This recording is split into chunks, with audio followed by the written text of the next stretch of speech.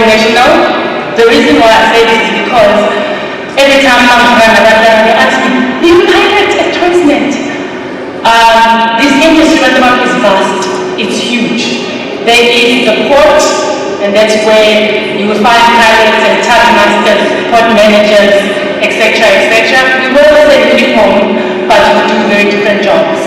And then in the industry as well, there is the offshore industry. That's where now, like Kumakona, gas, the oil, and things like that. And that's where I come from. Then you have the big ships that carry containers. I'm sure you've seen Omex, November, MSC. Now that is container shipping. That is foreign going shipping. So those are the ships that goes outside the countries. So in this industry, you actually get to travel with your ship into different countries. That's how big it is. Apart from that, there's other industries like the mining that's done in Namibia, dredging, that's where this comes from. So it is really huge and it's for the taking. It just depends on what is it that you really want to achieve. I started in Durban University of Technology. And I see a lot of familiar faces from DUT. I'm a product of DUT. And then I did my COC or competency at SAMSA, where I work now. I remember the first time when I went for my third officer COC. I didn't know where I was so nervous. And at that time, it was 2009. And at SAMSA, my examiners, there wasn't any black examiner at that time. So it's really exciting to see how the industry has progressed for us, the shipping and maritime. If you go to SAMSA now, there's a diverse background, diverse nationalities, diverse everything. So you do find us, female, ex-seafarers, ex-captains, who will be examining you when you come for your COC. You find executives or you find female CEOs. So like I said, really the industry excites me, and we're really hoping that the future continues forward, progressing in that same manner. I wear many hats. Apart from being a surveyor at SAMSA, if I don't mention this, I'm also a deputy president in the country's Maritime Industry Development Task Force, which is a task force that aims to work with all the industry stakeholders with the sole purpose of improving the industry for you guys. So I am part of that. Thank you.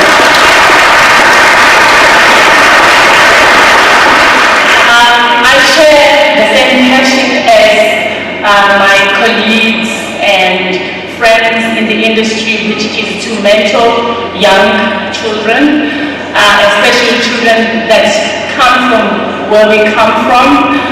So I am really big on empowering students, empowering boys, girls, and hoping obviously that they grow love for the industry and for the water and all, because I feel like if you will not foster a relationship with the man, because maritime is basically just performance, pretty much, then it may be difficult for you to sort of relate to the industry. So yes, that is me. But today I have a mini job of being a facilitator, so I will be facilitating the discussions for today. So what I will do is, our panelist is going to come to the stage as I introduce them, and I will introduce them in the manner that I would like them to sit. So first off, just give me a moment.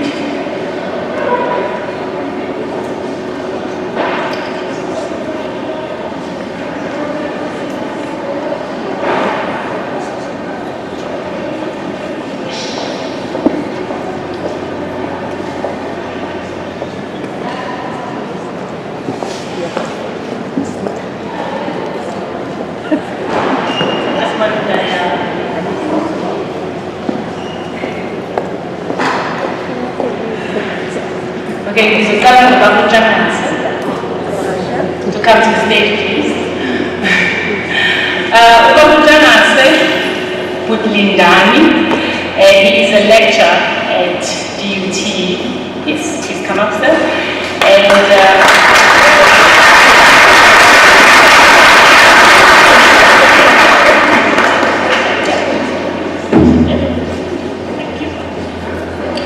so Babu Johnson, he is a product of DUT as well. He's from Durban, rather Durbanite. He holds a Maritime diploma. He also holds a BTech in Operations Management, and he's currently busy studying his PhD in Business Administration. Mr. Johnson also is the first South African to receive a Master's of Economics degree from the International Trade from Shanghai Maritime University in China.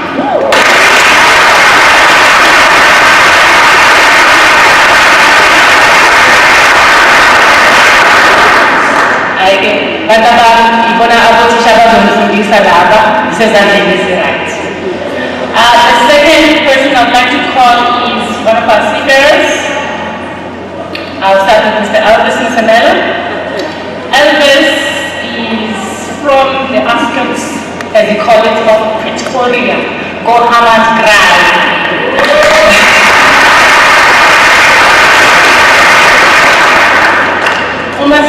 Again, he's a visitor here. We have to be kind to him. But not because he works here. Mr. Masemola is a chief officer at Transnet Dredging, but his career really started quite a while back. In 2004, he started in the Navy, and then he moved over to commercial shipping, where he started off studying at CPUT. Is a product of CPUT, so that is another school that you can go to if you want to study, if you want to pursue a career in maritime. Cape Town University of Technology. He trained as a cadet with Unicorn Shipping on tankers. Now, tankers is another ship. That's tankers. He joined then Utai Water Marine as a second officer. And then he worked on supply vessels.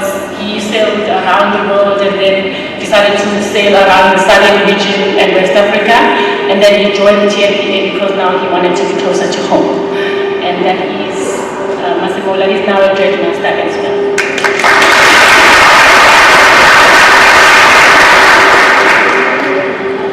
Next up, Mr. Dube.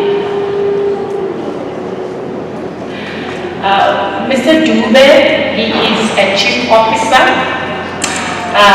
He works for AMSOL.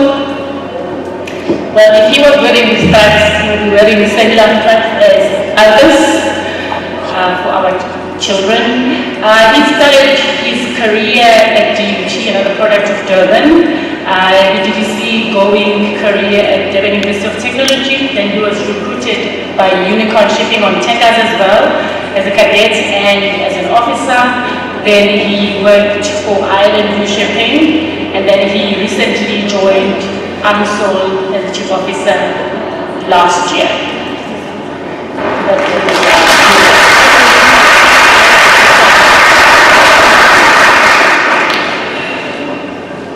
Then the next one, Dynamites, come in small packages. I don't think she needs any introduction, but I think she is the shortest in the room.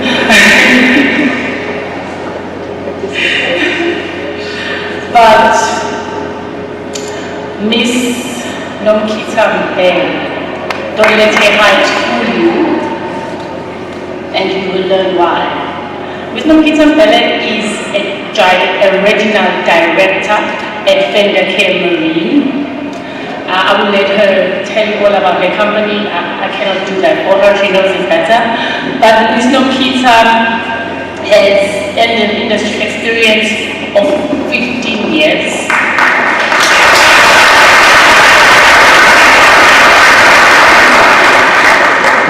I don't know what to call her really, because there's many hands here. She sits on the board of James Fisher Structure as a non-executive director. She's also part of the OBOS boys, the General Water Bursary Fund. She studied her maritime studies at CPUT, so she's a product of CPUT, and then she did her maritime economics, nautical science, and holds a master's degree in shipping law.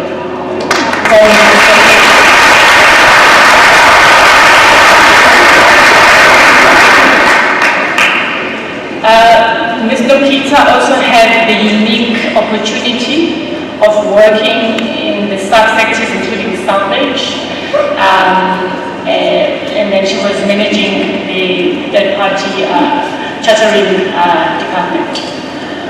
Lokita is passionate about the maritime industry, women empowerment, and mentorship. And that's all.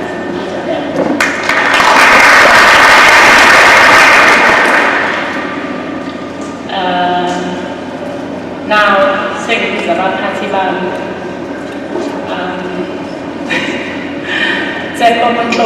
Captain Airport.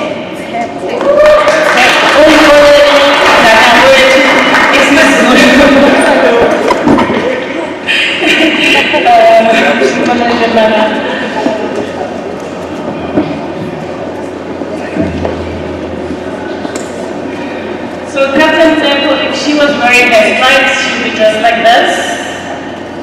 Captain from Tankers. She is a senior manager at SAMSA. She is direct boss to me. She joined SAMSA as a ship surveyor at Jack Examiner and a postate inspector after 9 years of a sea-going career as an officer of the watch on tankers for shipping. So she sailed most of the, stone tankers. Although she spent years transporting raw chemicals and oils between USA, Asia, South Africa, and Europe, she appreciates that her current role affords her the opportunity to travel and witness the beauty of the African continent. So what the mariners do is they go travel the world, and then they appreciate the world so much they want to come back home and travel home and appreciating the beauty of our country and Africa. She holds a Master of Commerce. She holds a Master of Commerce in Maritime Studies from the University of KwaZulu-Natal, and she also has a diploma in Maritime Studies from Durban University of Technology.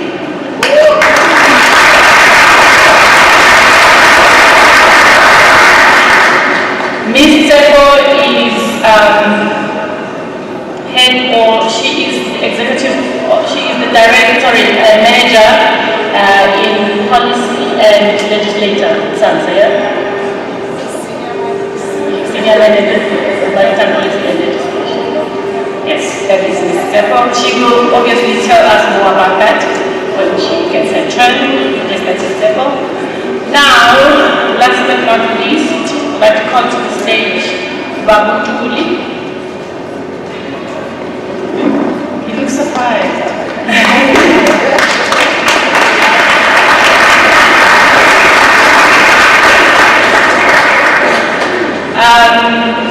I think Babu Tuli did an amazing job as Kaza, and our program director also did give us a hint of who he is. He works for Department of Transport. I know when I was a kid, when I hear Department of Transport, all I think about is the roads, trucks, land-based transport. But he is in the Maritime Division of Transport. He is an experienced leader with a long history of working in the public sector at national and international platforms. He's highly skilled in international negotiations, policy, strategy planning, and execution. He is strong, focused, and championing leadership style. Experience and capability with a LLM focused in Shipping Law from the University of Cape Town, and an LLM International Law from London.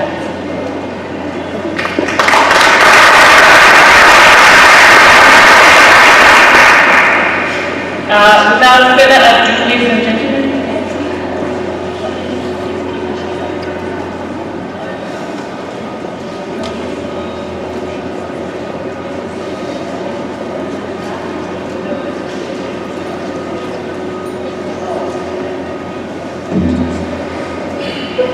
Ladies and gentlemen, good morning once again, and without further ado, welcome to this panel discussion in commemoration of Seafarers Day. Today we gather to celebrate and recognize the invaluable contributions of seafarers to our global economy and their pivotal role in preserving our marine environment.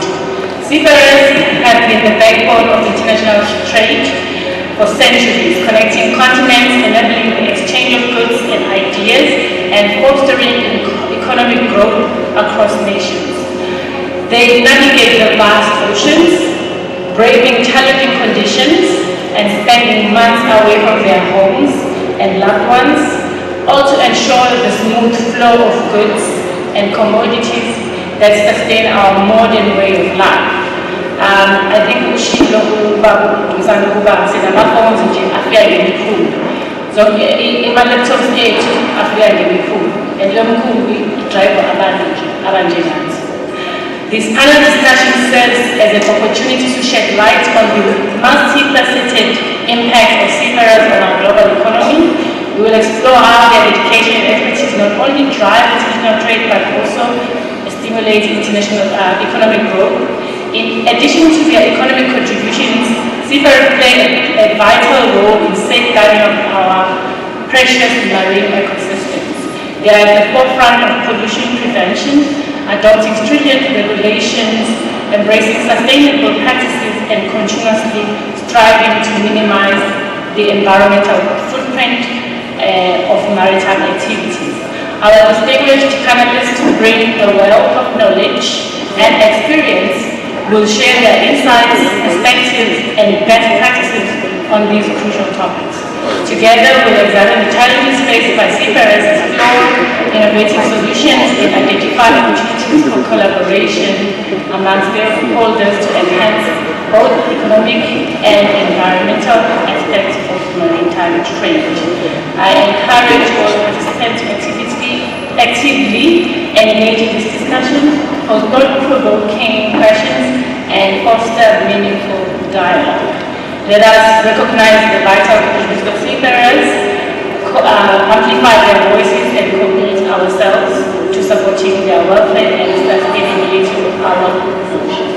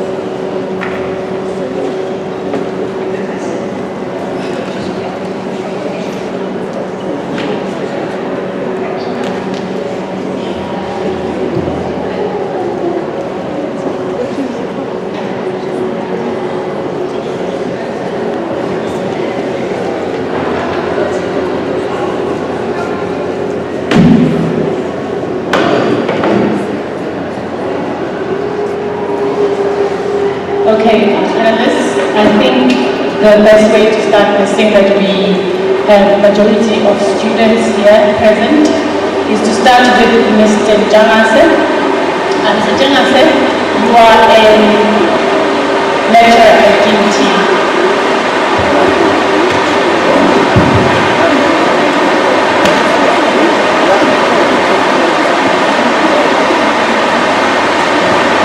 So what I'd like you to do is to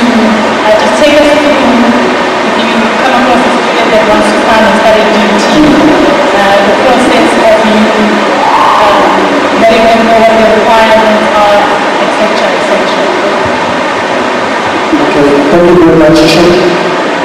Thank you very much for the comprehensive introduction.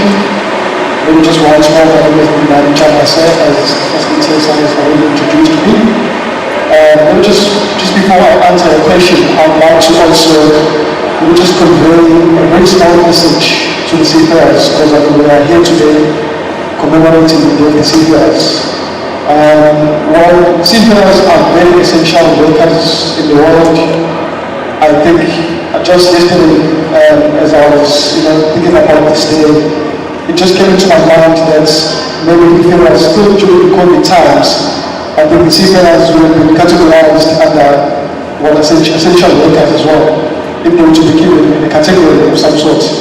So that's how important they are. They are really essential, and we are truly grateful for the work that they do. We know that the ocean is such a hostile environment. It is half out there, but they are there constantly doing the best they can in ensuring that we have everything that we need. So the seafarers enable shipping, and they actually make it possible for the goods all over the world to move around and reach people. So we are here today to sing praises of these heroes and heroines, and within protecting our oceans. So we do not only operate ships, but we also adapt to this harsh environment and adapt to this constantly and progressively changing conventions and policies that are being brought forward by ILO. And obviously one of them been around the theme of today, which is Nepal.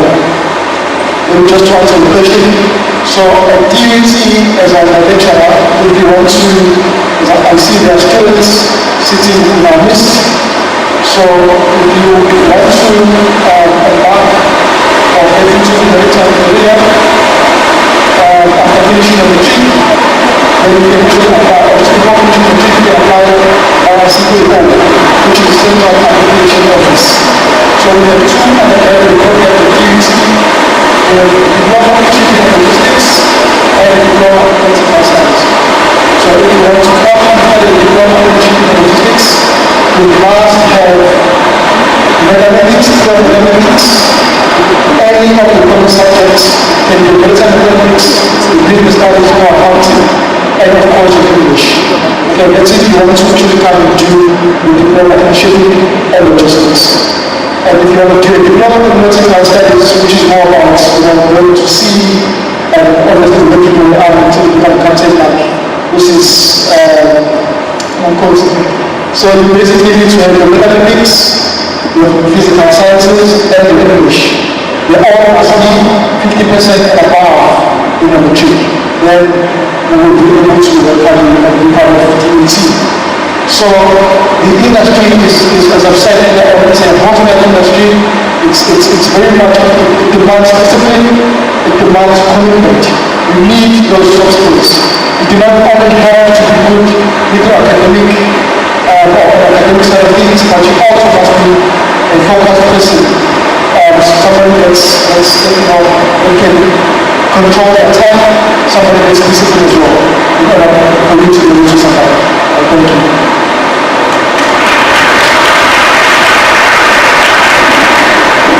Thank you so much, Mr. Durban. So you touched on what I feel, components that I feel sometimes we overlook them when we choose careers, the soft skills.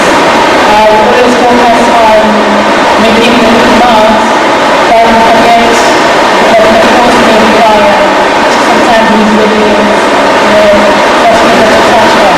Now, another question that I have for you.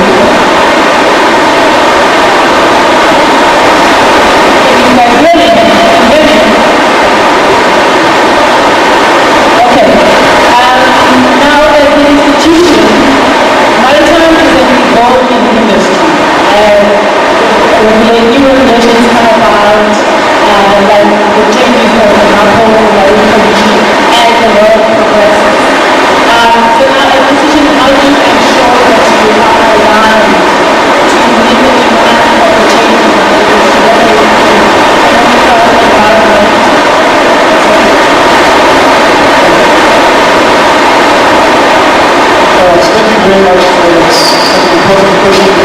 later.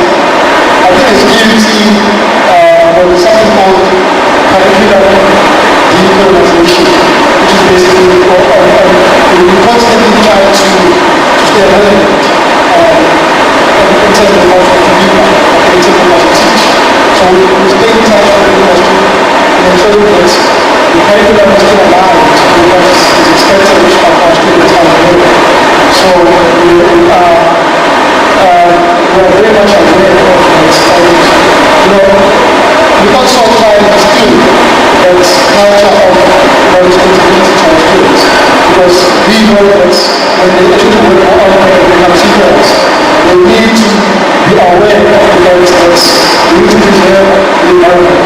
So we should try and teach them as early as they are, as varsity, it's preserve the environment in which we have by being responsible, picking it on the floor, not passing by just leaving any sort of plastic right on the floor. So we actually try to train them so that by the time they get to the working place, they actually will have been taught and to actually take responsibility in preserving the environment as a whole. Thank you. Thank you so much. Yes, I do feel that I agree with you. The students need to go to the industry already, packed properly, because we want, as Maritime is an international publication, and our students compete with the world, basically. We need to make sure that they are, quite aligned. Thank you. Mr. Masamala. Well, today is about you, sir, being the Seafarer, Chief Officer, Mr. Judge Master. My question to you is, seeing that it's in terms of touch on soft skills, I just want to know, what do you think for you was a contributor to your success to be where you are? I feel that will also help guide the students into, kind of the traits that they need to foster.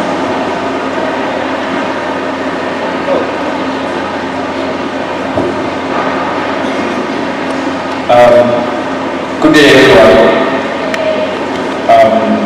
Before I answer your question, welcome, guys.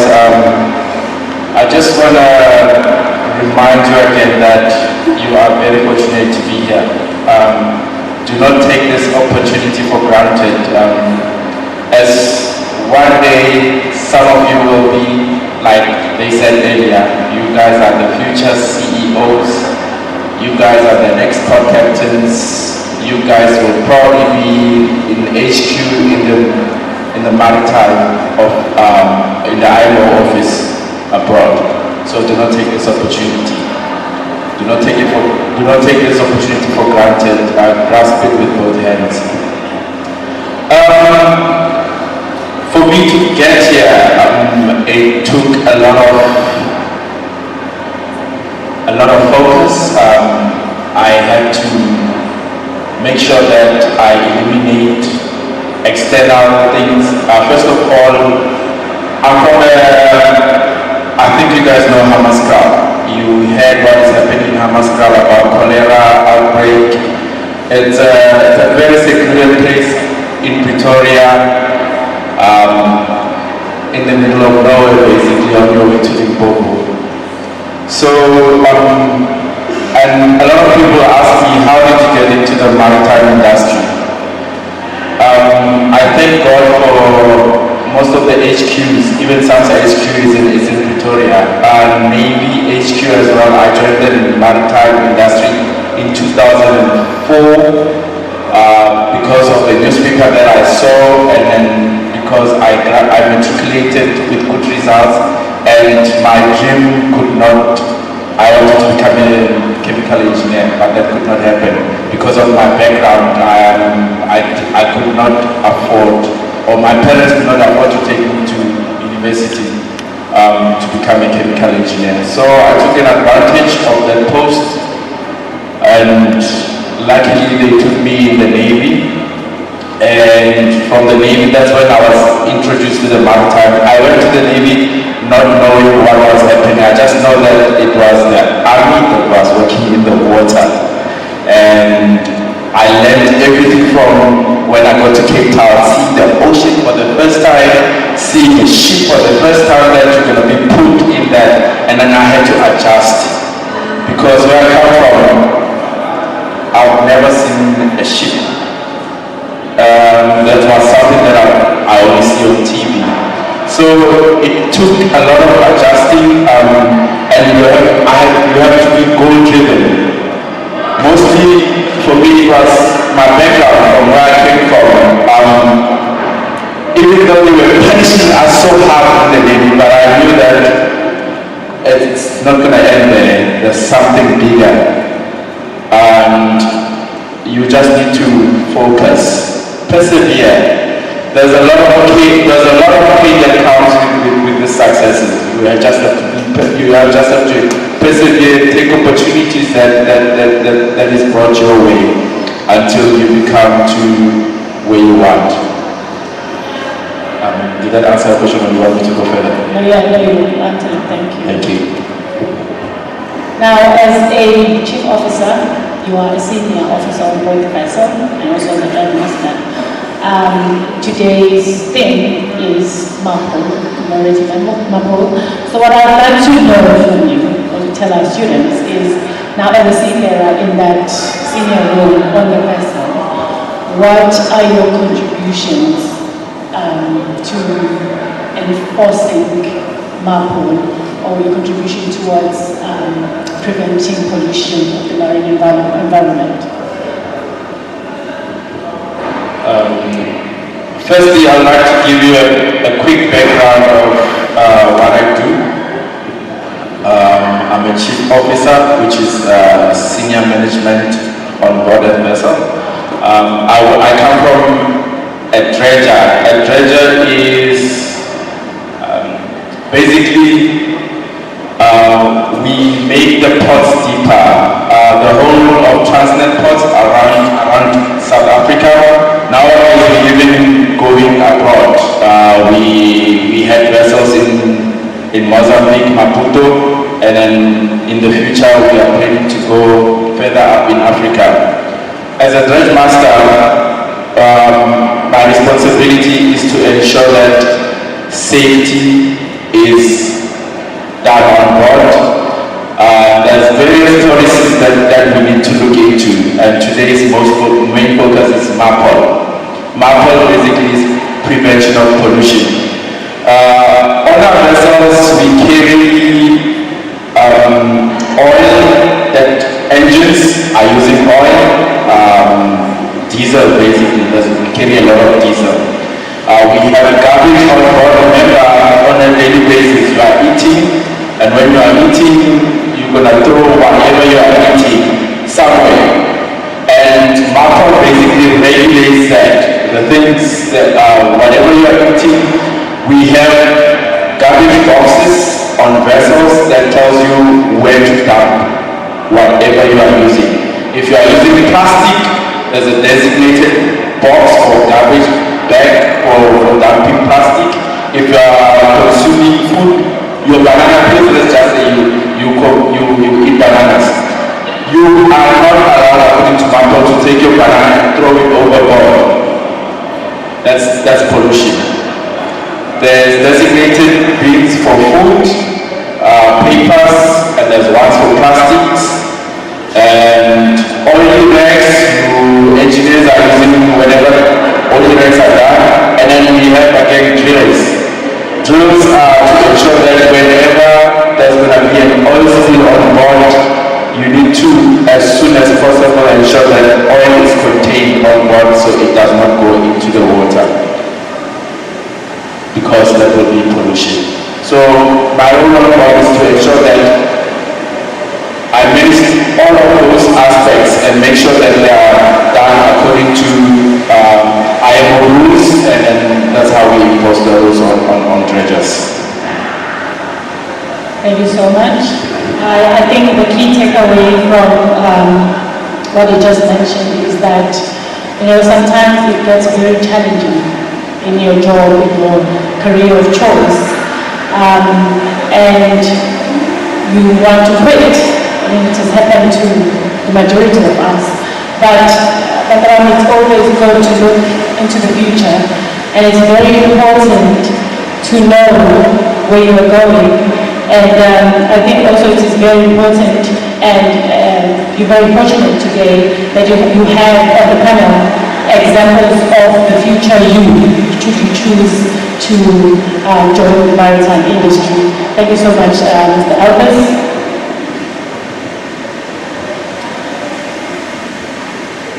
So I'll move on to Mr. Dube. You are a chief officer on board, and I will not dwell too much into Marple for you, seeing that we are celebrating seafarers. One of, key issues that seafarers face on board is well-being. And if I remember correctly, that is another job that the chief officer needs to look after on board. Can you just tell us what kind of challenges you guys face on board the vessels and how you put up with this?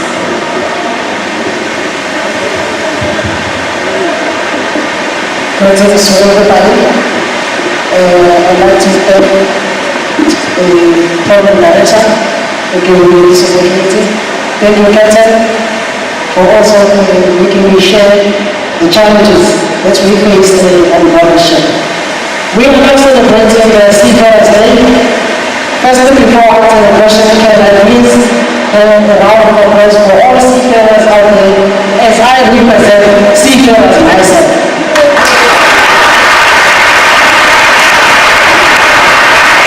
Am I allowed to say that? Of course! Right. Now, when you guys are planning for seafarers, this is just a normal way of planning. Please let us have a special way to get out of us for seafarers. This is how we go. We go like 1, 2, 3. 1, 2, 3. 1, 2, 3. 1, 2, 3.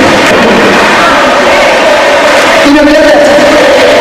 Okay, now let's go. 1, 2, 1, 2, 1, 2, 1, 2.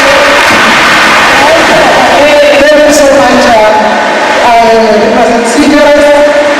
I'm also a member of Training Academy. So, if you guys want to participate in here, sing. After high school, we will go to DUT. After DUT, now we need to prepare you for joining the vessel. This is where now we will go to Training Academy for seafarers, where you will undergo a transition phase from being a normal civilian to being a seafarer. That's why I also come from the STC. We used to be given for Training Academy before. Now we've got the STC, which is a training academy to allow you guys to go out there and see and have a certificate which are internationally recognized to work in any company around the world. The challenges that you will face the seafarers. Firstly, being away from home is not easy. You end up missing your family because you're basically out there for 6 months, 8 months, 9 months, which was even worse with the COVID, during the COVID time, where people need to stay at least 30 months away from home. Another thing is the stress. Stress factors. You will be exposed to different nationalities. You may encounter language barrier.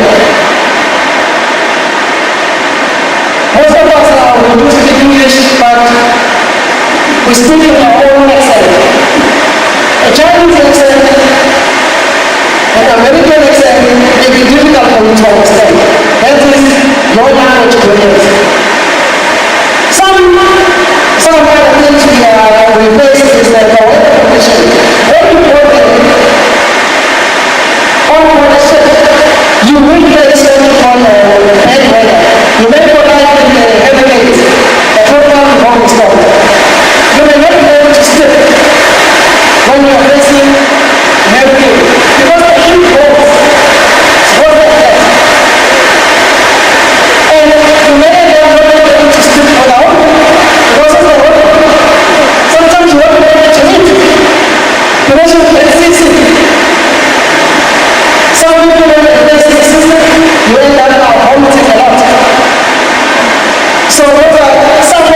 exactly this.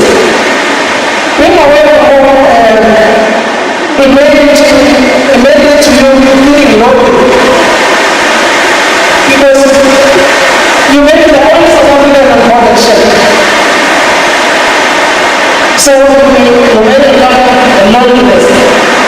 Are you guys ready to face it?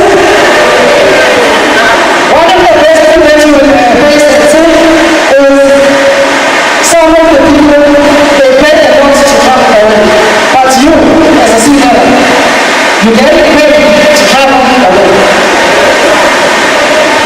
How cool is that? Maybe that's your salary can pay in dollars.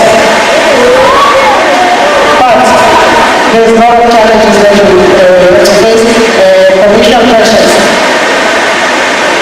work pressures, information overload. When you join the ship for the first time, you will be overloaded with information because you need to know that vessel as fast as you can. Anything can happen, there could be an emergency. One day after you go, and then you will have to face the sinking ship.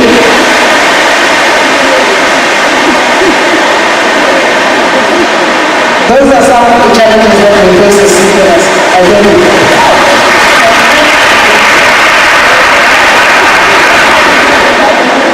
Hey, I feel like that's how we see them in America.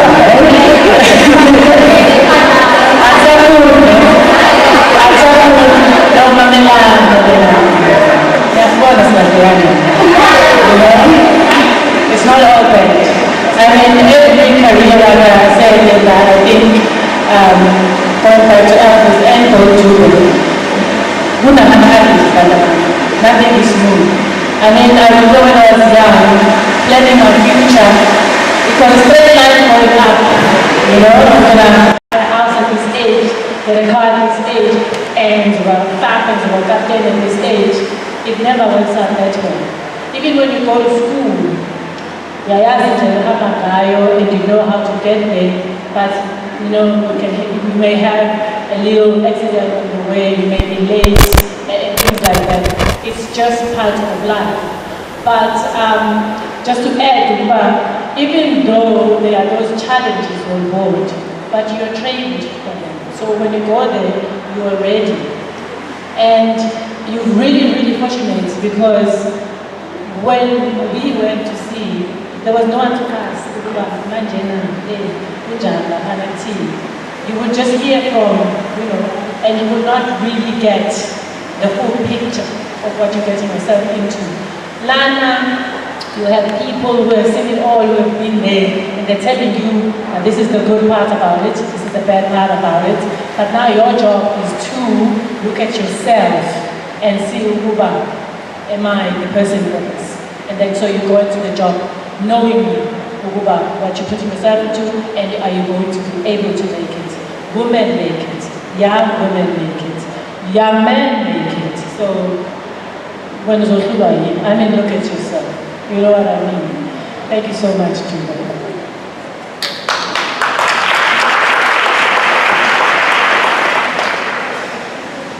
Miss Nomkita Mbele, I think with you, if you can just start by perhaps sharing with the audience who Fendicare is, because honestly, until I saw you last year, I had never heard of Fendicare. But you can share, fish was in the Kumbini, about the 2 hours. Maybe the students know better because they're so savvy with technology nowadays. But you get someone like me. So if you can just give us, thank you. A good afternoon to my industry colleagues, to the educators, the learners, and our guest of honor, the seafarers on this beautiful day. I feel like Baba Ntuli and I are outnumbered in this panel.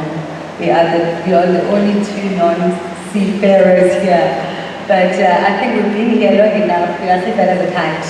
This industry is long enough to claim the seafarency for ourselves.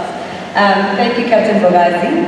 As Captain Bogazi mentioned, Nomkita Mbele, I work for Fendicare Marine. Ofaneke Marine is an international company. We operate over 52 locations around the world. We are the world leader in ship-to-ship transfer. When I say the world leader, it means that nobody in the world does it better than we do, as Ofaneke. Our main scope of work is that we transfer oil and gas and any other commodity from one ship to another for the purposes of trading. But for the purposes of today, I'm just going to stick to oil and gas because that's the business that we do in South Africa. So as we're all aware, most of us here, especially the adults, have cars. Cars need petrol to move, and petrol is made from refined oil. So there are various ways that we bring oil into the country. One of them is through the SBM, which is sitting outside Durban. You have ships coming in tankers. I think tankers were mentioned here today. Some of the gentlemen here have sailed on tankers. That will go through outside on the SBM, transfer in crude, which then goes to the refineries. It then gets refined into different products, and then you get oil. Or you can have ships come into the country and bring oil that is refined already. And that oil is either going to go through pipelines to the refineries, or it's going to go from one ship to another so that it can go into port. Now, the ships that move e-oil are mostly very big ships. We have VLCCs, which are very large crude carriers. We have LR, which is large range oil tanker. And most of those tankers are not able to go into our South African ports because they are too big to come in. Captain Masamola mentioned that he works on a dredger. And what a dredger does is that they dredge the port to make sure that they try and accommodate bigger ships, because the world is moving every day and bigger ships are being built every day. And sometimes the infrastructure of our ports are not keeping up with the size of the vessels that are being built.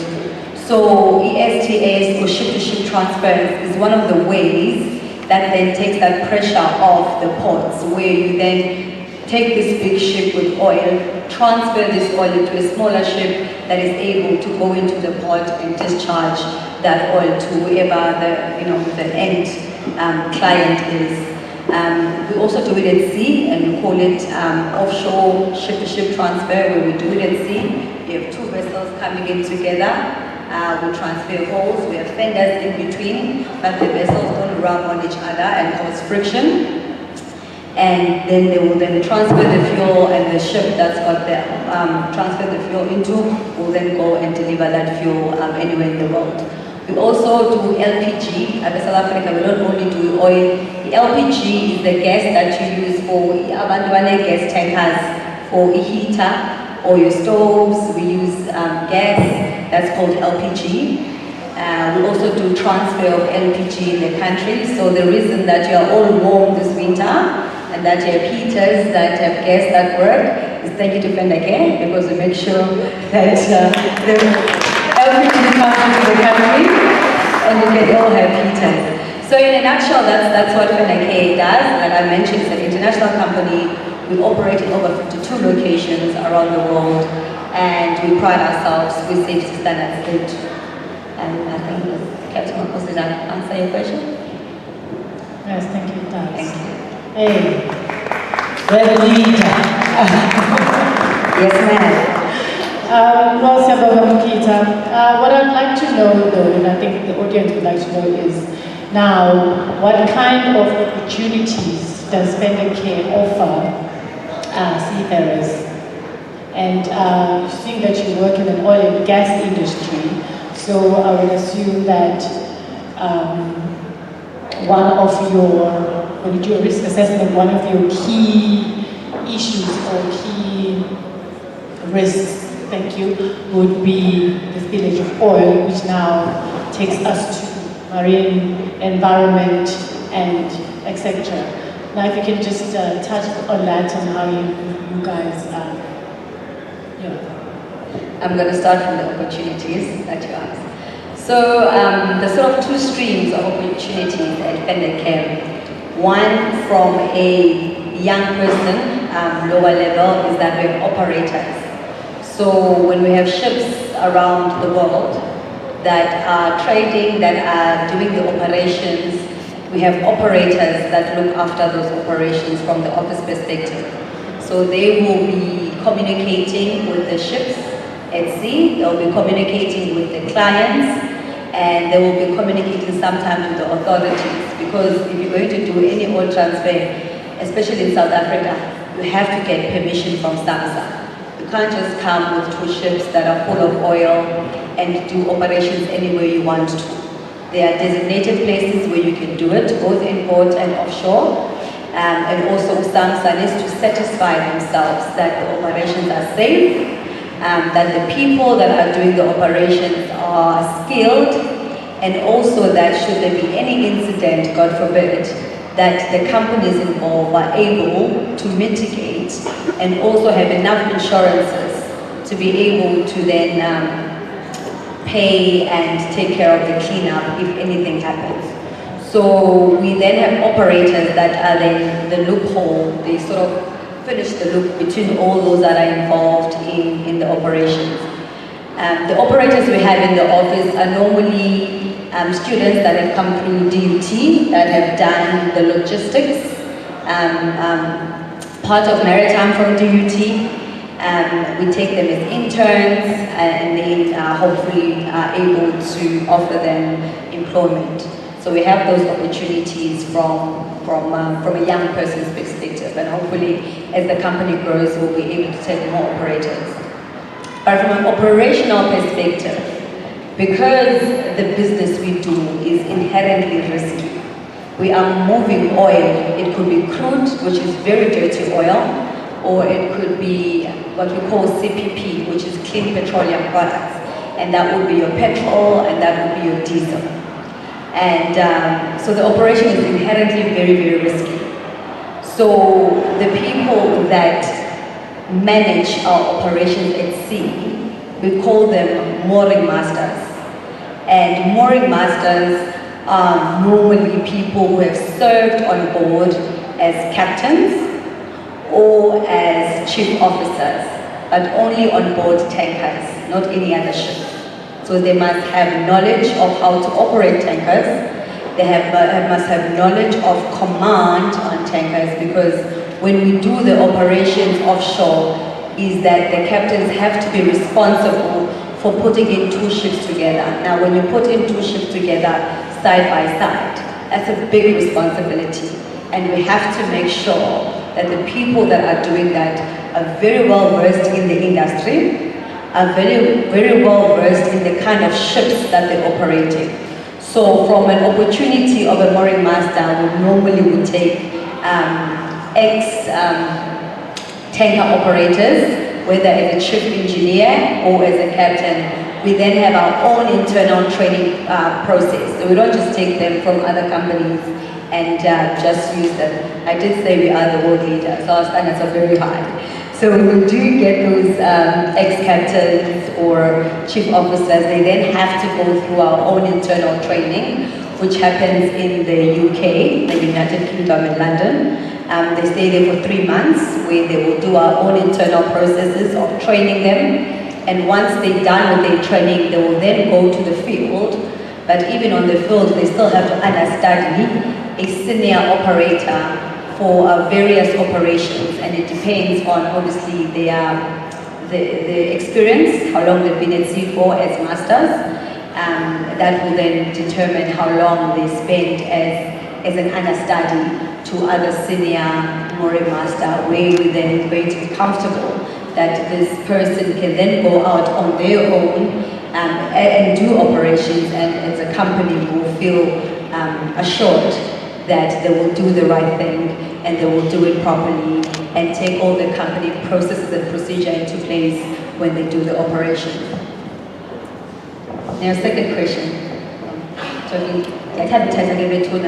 you must stop me if I'm talking too much. The closer in me talks too much. The second question, Captain Bugaz, you asked if I'm correct, is about pollution prevention in terms of our operations. I think I did mention our operation was inherently risky because we're dealing with a lot of oil. I mean, at times we transfer 1 million barrels of oil. That's a lot of oil. And our policy is that we don't even want one drop in the water. Because the industry over the last couple of years, over the last decade, in fact, has evolved a lot in terms of environmental safety. There was a time where the motto of most companies in the industry was, you do the job at all costs and get it done and make sure that the client is happy. That has changed so much. There is no time for that. The priorities have now shifted to the welfare of our seafarers and to the protection of the environment. The welfare of our seafarers is very important because you can have all the processes and procedures that are shining in place. If the people that have to be on the ground and execute those processes and procedures are not taken care of, then they're as good as non-existent. And that's why it is important that the welfare of our seafarers, we look after them, we support them, and one of the ways we do that in the company, we have a no pressure policy for our mooring masters on the field. We have empowered them to say, you are on the ground, you are doing the operation. Yes, we are servicing a client. However, safety of our people, safety of the environment comes first. So we are giving you the authority to stop the job when you feel that it's not safe. If you feel that the wind is too high, the waves are too high, and therefore there is a possibility that these hoses that we are using to transfer this fuel might part, and there might be some oil in the water, you have the authority to stop the job. The client will be upset, of course, because everything in this industry is commercially driven. There's pressure for money, there's pressure for penalties, what we call demurrage, when ships are late for their delivery. But however, we do not compromise the safety of our seafarers and the safety of the environment. Also, the environment is very much tied to the sustainability of businesses these days. If you have a bad environmental track record, no company will want to use you. So for us, as a transferer of oil in the water, if I have 1 or 2 drops in the water, my clients walk away because I'm posing risk to them. They hire us to manage their risk, and if the company that they've hired to manage their risk is now the very company that is spilling oil, they will then walk away because no company wants to be associated with any company that does bad practices in terms of how they conduct their operation, in terms of how they treat their people, and in terms of how they interact with their clients. So from a Feneke perspective, we understand that our business sustainability is very much tied into our environmental record. So yes, our track record speaks for itself. We have not had any drop in the water, and we hope to continue.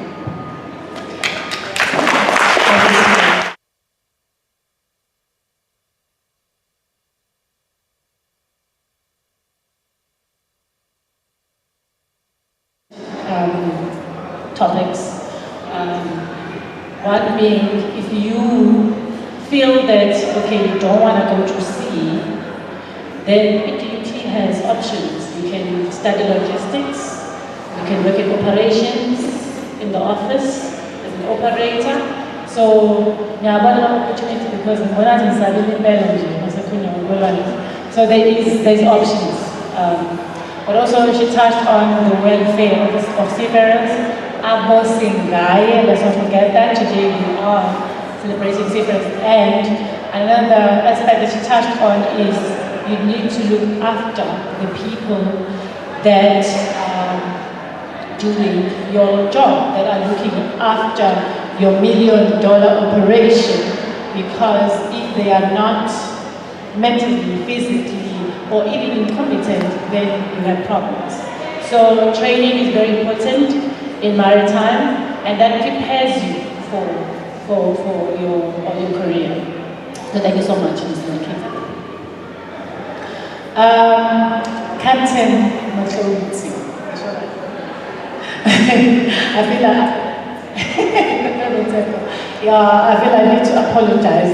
Kumphathi wami bakithi ngoba ngathi igama ngilisholo ngiyaxolisa. So Mr. Tsepo, you are Senior Manager, Maritime Policy at SAMSA and Legislation, right? So what I'd like you to do for us is to just give us a brief overview of SAMSA's mandate, what SAMSA does, and also just dive into the policy section that you are responsible for, but focusing obviously on policies that affect seafarers and the environment, which is the theme for today. Thank you, facilitator. Is it afternoon yet? Still morning. Almost afternoon. So, good morning, ladies and gentlemen, and all, to everyone sitting here. I think before I start getting into what SAMSA does, I want to first start by acknowledging the students, the learners, and the teachers in the room. I want to acknowledge the teachers because I am where I am because of teachers that believed in me. They saw potential in me and they kept on pushing me. I had one teacher at primary school who used to say to us, every day she woke into us, perseverance is the mother of success.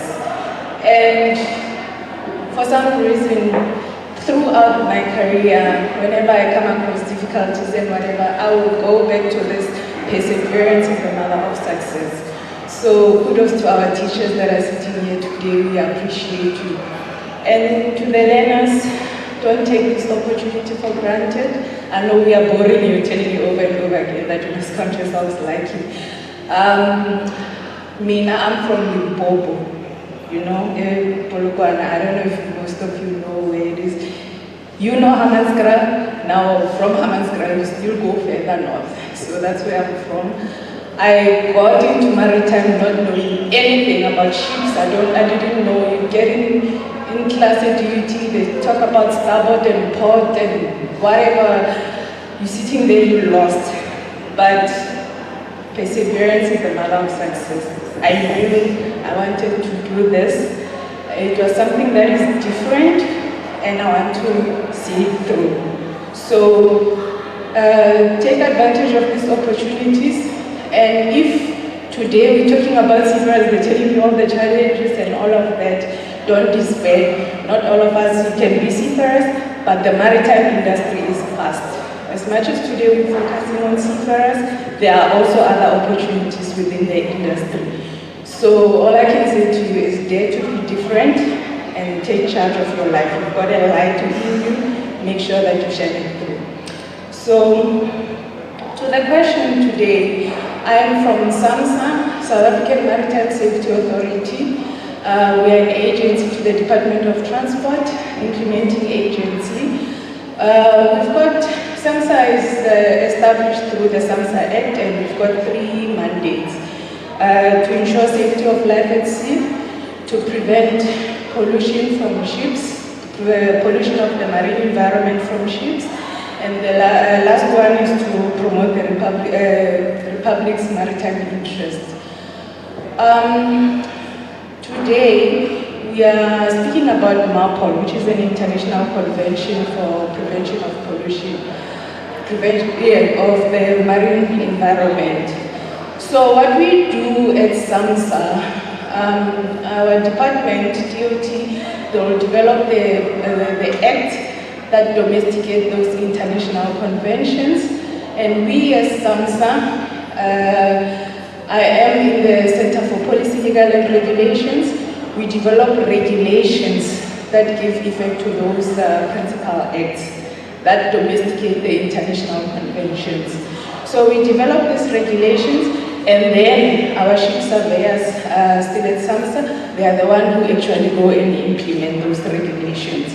So 2 things. Today, when you're talking about seafarers, The convention that we look at that's most important to seafarers is the STCW, which is an international convention for the seafarer training, certification, and watchkeeping.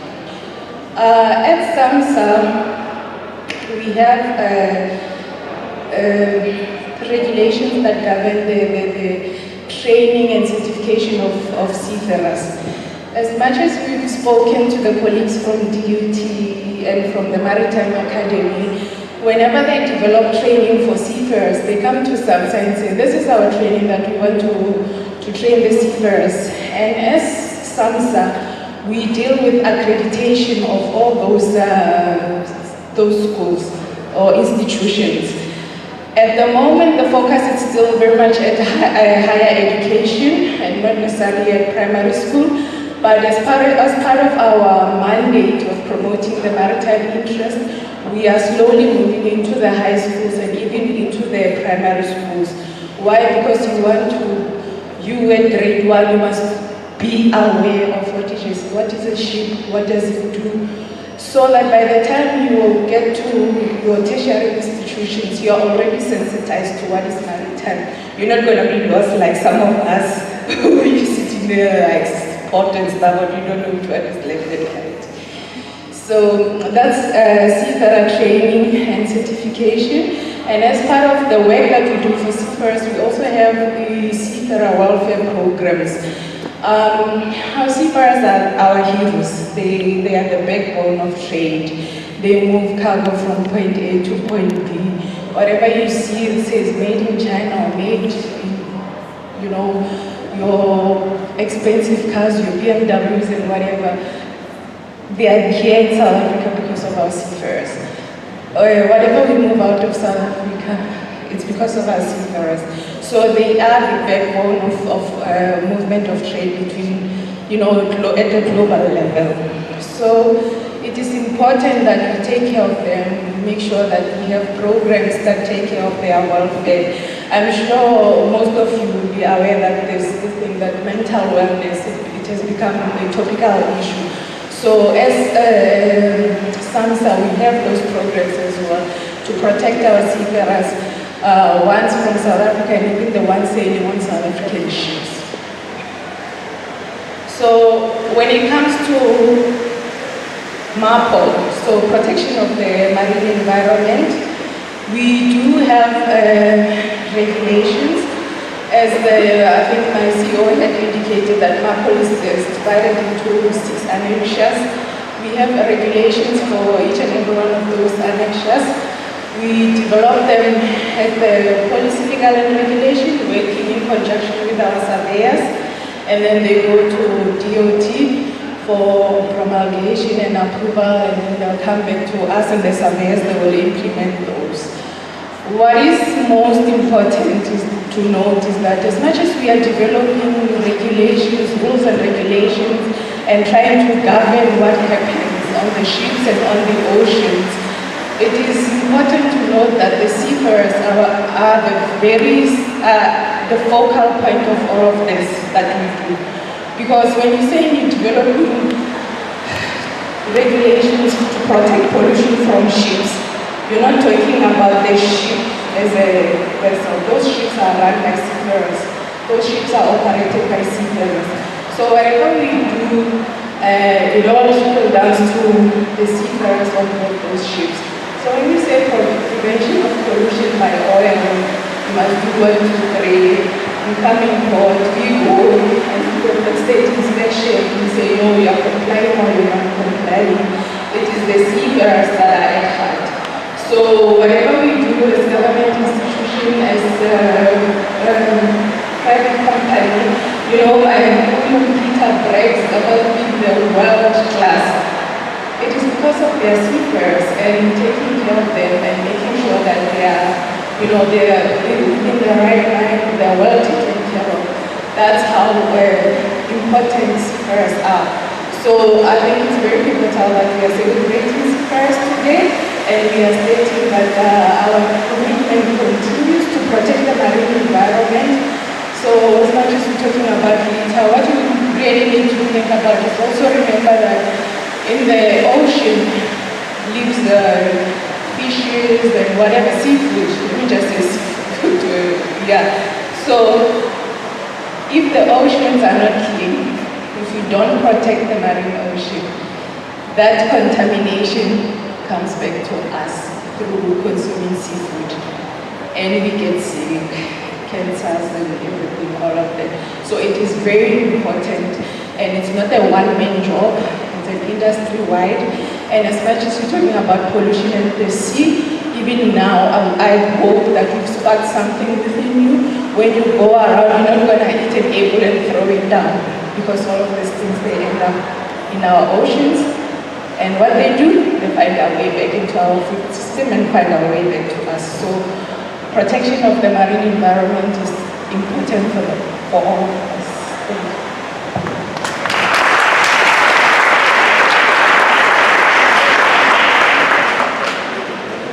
Thank you so much.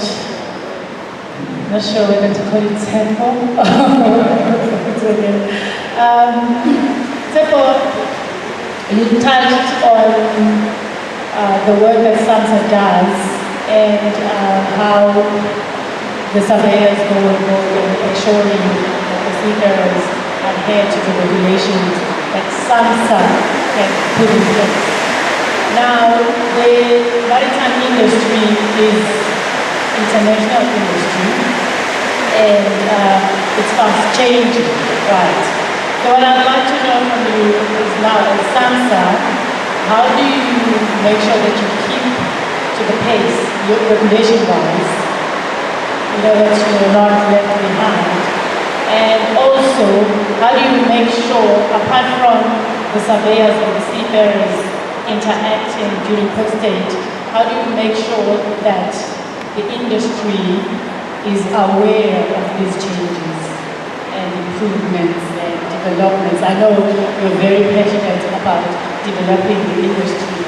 So now what I'd like to know is, how do you do that? So, I mean, in order to stay relevant, as Mr. Ntuli has indicated that we are party to IMO. So first and foremost, participation at IMO level, all the IMO meetings, because that's where all these international conventions come into play. It is important for us as a country to make sure that we are there, we are well represented, so that the decisions that are made, we also have a say and we agree to those decisions that are made. That's one point. The other point of staying relevant, at SAMSA we've got a unit for maritime research. Research and development is something that maybe sometimes we take it for granted, but if you want to be futuristic and you know, about moving forward, research and development is key to what we do. So we have a unit for research and development. They analyze the trends at a global level, and they analyze, you know, like what is the industry moving towards and what is likely to impact to South Africa. And you know, like so we're not only just focusing on SAMSA, we're focusing on the impact on South Africa as a whole. So those are some of the things that we do to stay relevant. And also, as much as we are a maritime safety authority, we also try and keep on checking with our colleagues in other countries, the other maritime authorities in other countries, to see what is it that they are doing, so that we can always upskill ourselves and remain relevant within the industry. So I think your second question involves how then do we involve everyone, more than just the seafarers and what. We've got, as I've indicated, our third mandate is to promote the public's maritime interest. So part of the programs that we do under that, we've got what we call industry development, we've got maritime awareness programs. So with regards to maritime awareness programs, we go to schools, to high schools. We don't just limit it to, you know, like to coastals and you know, the oceans belong to all of us, or to all South Africans, I believe. So we go around, try targeting the rural of the ruralers, because you'll never know what might come out from those areas. So we're going around promoting maritime studies, the maritime industry, and all of that. And then on the industry development side, that's where we're talking about your business side of things. We've got the CMTP. I'm sure we're going to talk more about it. It's the policy that aims to use the maritime transport to address the challenges of poverty and also to uplift the previously disadvantaged. So within our programs of industry development, we focus on the business aspect of it. We're trying to promote SMEs, we're trying to facilitate the creation of jobs within the maritime industry. Those are some of the things that we do to make sure that we involve everyone and invite everyone within the maritime space.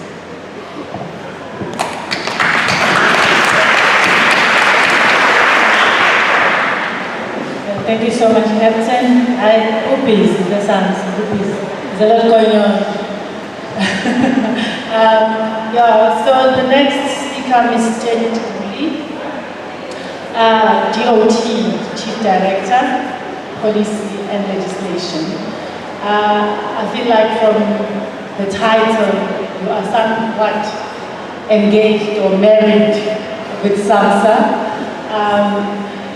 But I think from the learner's perspective, like I said before, when you think of Department of Transport, maybe you can just give us an idea of what overall Department of Transport Maritime Division does and how DOT now sort of relates with SAMSA, other stakeholders, schools, etc. No, thank you very much. I think it's been very educative. I'm sure the information that came out from sometimes when we say it's from the process has been very empowering. And I recall, I think Janga said, I've forgotten him now. I know, beside him having qualified Dalian Maritime University, Shanghai, he speaks Mandarin. He speaks Mandarin. So, which means, therefore, that he is a resource that we can use in our engagement with the Chinese. It's critical. That's very, very powerful. But you've asked the question, okay, General, I wanted to speak to what the Department of Transport is responsible for. Let me take it back. I'm going to be very quick. 1998, SAMSA is created. What remains at the Department of Transport is search and rescue. That's where we come from. 2000, I moved to Johannesburg, but before reaching Johannesburg, okay, after Johannesburg I went to Cape Town. Cape Town, I came back to Pretoria. So when I was in Pretoria at the Department of Transport, I was not responsible for maritime. I was responsible for something completely different. But the only connection I had with maritime was the story that my father told us. My father told us of his brother who went to sea and never returned. So that was the thing, that's the only thing that I knew about maritime and how we could not know right?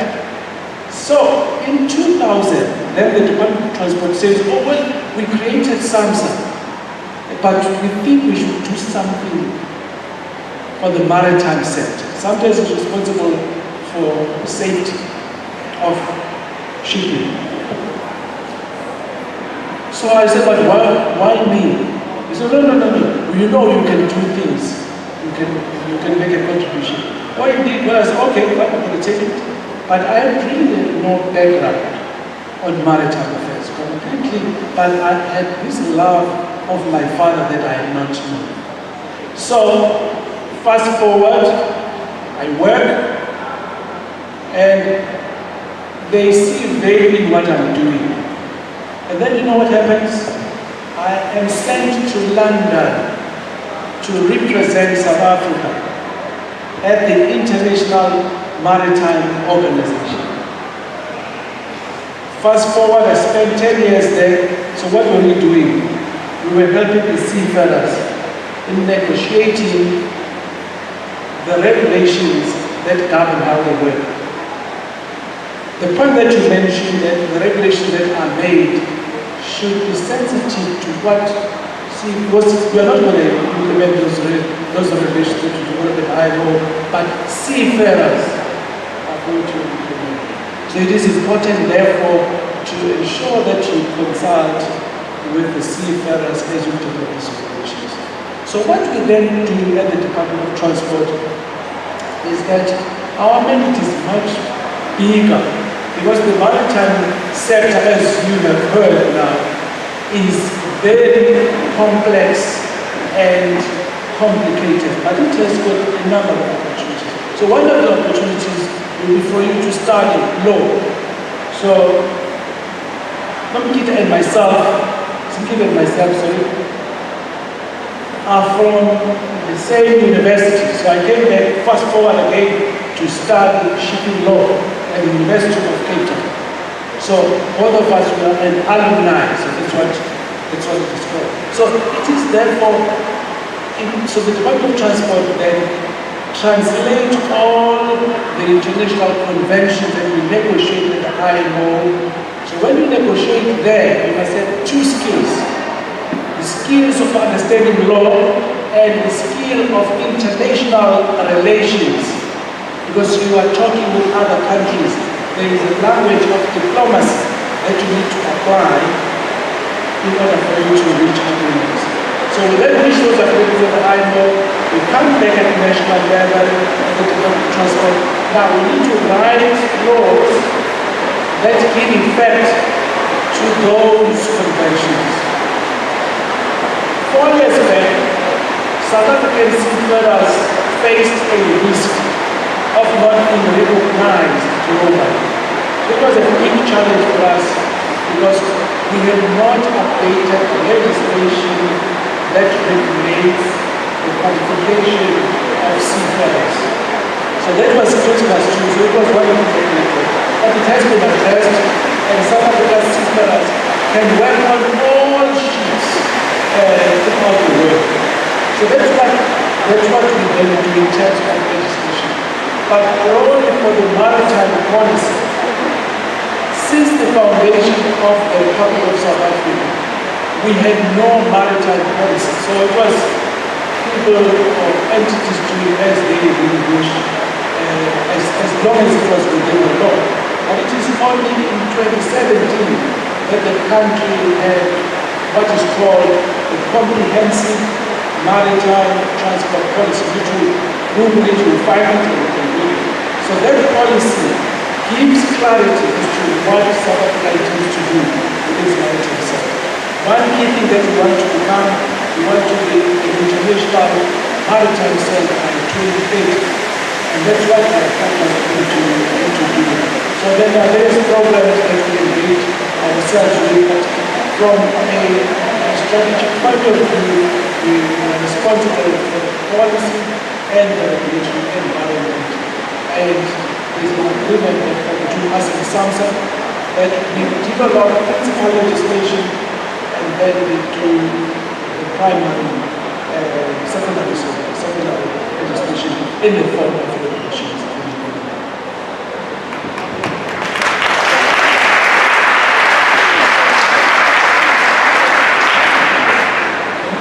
Thank you so much, Mr. Duli. I had more questions, but it seems like we don't have much time. I would love to dive into the CNTE a little bit, especially section on seafarers and opportunities, employment opportunities that DOT or government, the industry, is looking to tap into for our future seafarers, etc. Program director will allow us. Just one point that I want to emphasize. I want to say many things. I want to leave you with things that you can remember, because I'm really addressing you as young, as future leaders. Where do you start if you want a maritime career? You must go to the water. You must swim. Yes, you must know how to swim. That's where it starts. So when you go to college, you must come in there wet, because you have been on the water. If you don't love water, you are likely to be swimmer. So you need to know how to swim. Throughout South Africa, there are sailing clubs. Durban has got a number of sailing clubs. So one of the things that you need to do from when you are new for a sailing club, I know teachers have established contact with the South African Sailing Association. That's when you should start. So look for a sailing club next to where you are. So it doesn't matter if you are not on the coast, or when you are on inland. You can captains, a number of them come inland to work in the coastal areas. So it is therefore important to large, swimming, to look for the sailing club. And teachers have established contacts with the South African Sailing Association, with a program that will introduce young kids to sailing. That's where it is important. When you go to the college, you have an idea as to how you should behave, then you are in the water. So it starts with sailing. It's good. Thank you so much. Thank you so much to all our speakers for very insightful and educational and engaging discussions. In summary, I would just like to say to all of us that even though seafarers have a dual role in preventing marine pollution and obviously propelling international trade, but we in this room, a lot of us also have a responsibility to them to not only celebrate them on the 25th of December when we commemorate Seafarers Day, but to ensure that we create an enabling environment for them on board. So we train them properly, we look after their well-being, we need to be sensitive to the struggles, as Mr. Durban mentioned, that the seafarers face each and every day. Excluding me obviously, we may not be aware or have never experienced these because we are in the office, but let's just be sensitive, because as Mr. Bell said, if we do not take care of the people that are looking after our equipment, our ships, our oil, we are also at the risk of polluting the environment. And thank you so much, Jim.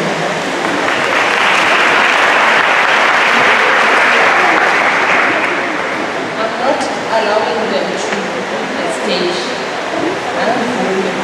I know that we're supposed to be running against time. We're supposed to be having an exhibition now. But I think I want to take questions from the learners. Ngike ngizwe ukuthi ngizwile na already. Ufuna ukuzwa ukuthi ngizwile or benilele na. And yabona imvula iyanetha.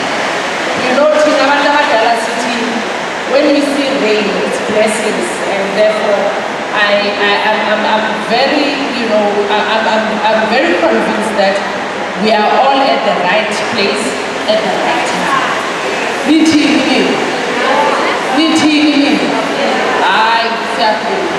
Two questions. Kuzani na kusizikika, kuzani na captain na. But I can tell you now, two things that are coming out from me as important. Bonke bakhulumela mnandi. Kodwa eziphumile kimi ukuthi all of them, they showed love for umsebenzi wabo. Anibonanga ngaleyo nto. They all love what they do. So therefore, what it means is that it is very important to choose a career that you love.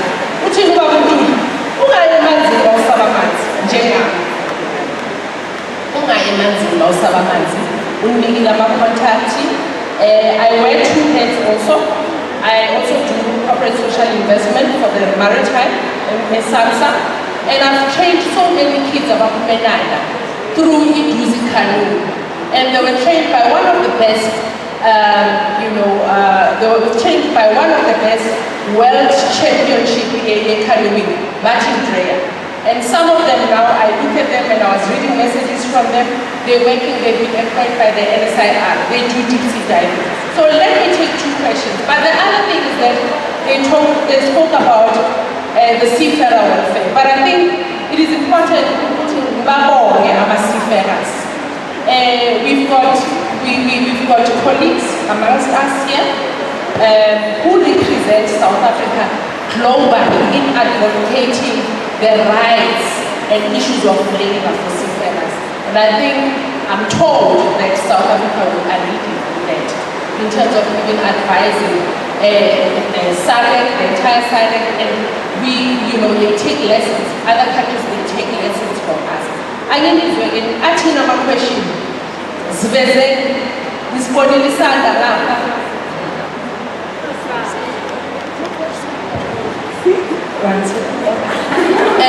Ngifuna mntanami ungitshele ukuthi ubuyaphi esiphi isikolo, sikuphi lesikolo lesi, because azange ngize ngiyithole le information. Ngifuna ukwazi ukuthi ubani wena, ugrade bani, ufuna ukwenzani. I am Momela Zondi, and I am from JJ Zuma High School. I am Momela Zondi, and I am from JJ Zuma High School. It's in Gamashu, if I'm not mistaken. And in the near future, I would like to be, I would like to study in shipping law, as she said.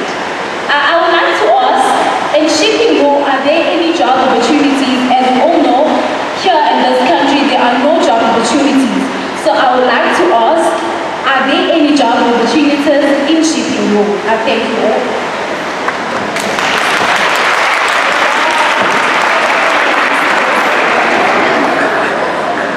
Thank you for the question. Yes, there are. I think there's two streams into shipping law. It depends what you are looking for. Babu and I were already in the working space when we did our shipping law. So for us, it was really to enhance our knowledge and make us better at what we do. Because a lot of the things that we do in Mr. Benzier, we talk to a lot of maritime law and legislation and contracting and all that. But if you want to be a lawyer and you want to specialize in maritime law, what you will have to do then is study at any university, in fact, in South Africa, and do your LLB, which is your undergrad for your degree in law. And then after that, your postgrad, you can then specialize in shipping law. And that would mean that you can go work at any law firm that has a shipping department in it. And in South Africa, we have a few of those. We have Shefton Wiley, we have Weber Wenzel, we've got Bowman, we've got PNS, a lot of shipping law firms that are available. And I think we have a very, very shortage of black maritime lawyers. Very, very few black maritime lawyers in the country. So I would encourage you, if that's what you want to do, to go for it. And I definitely think and confident that you will find a job.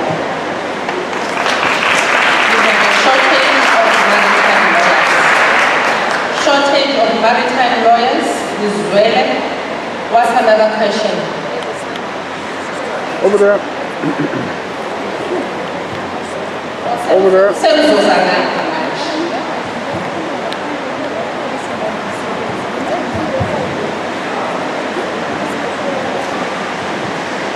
Good morning to all. I would like to take this opportunity today to appreciate this opportunity of standing in front of the world's greatest seafarers and all.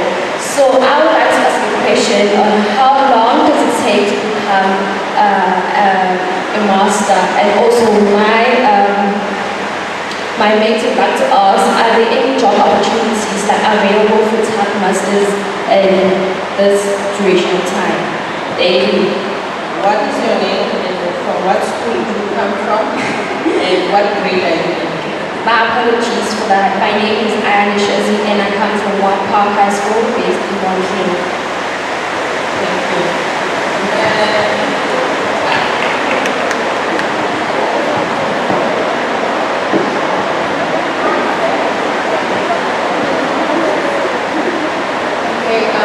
Thank you for the question. So the first one you're asking, how long does it take to become a master mariner?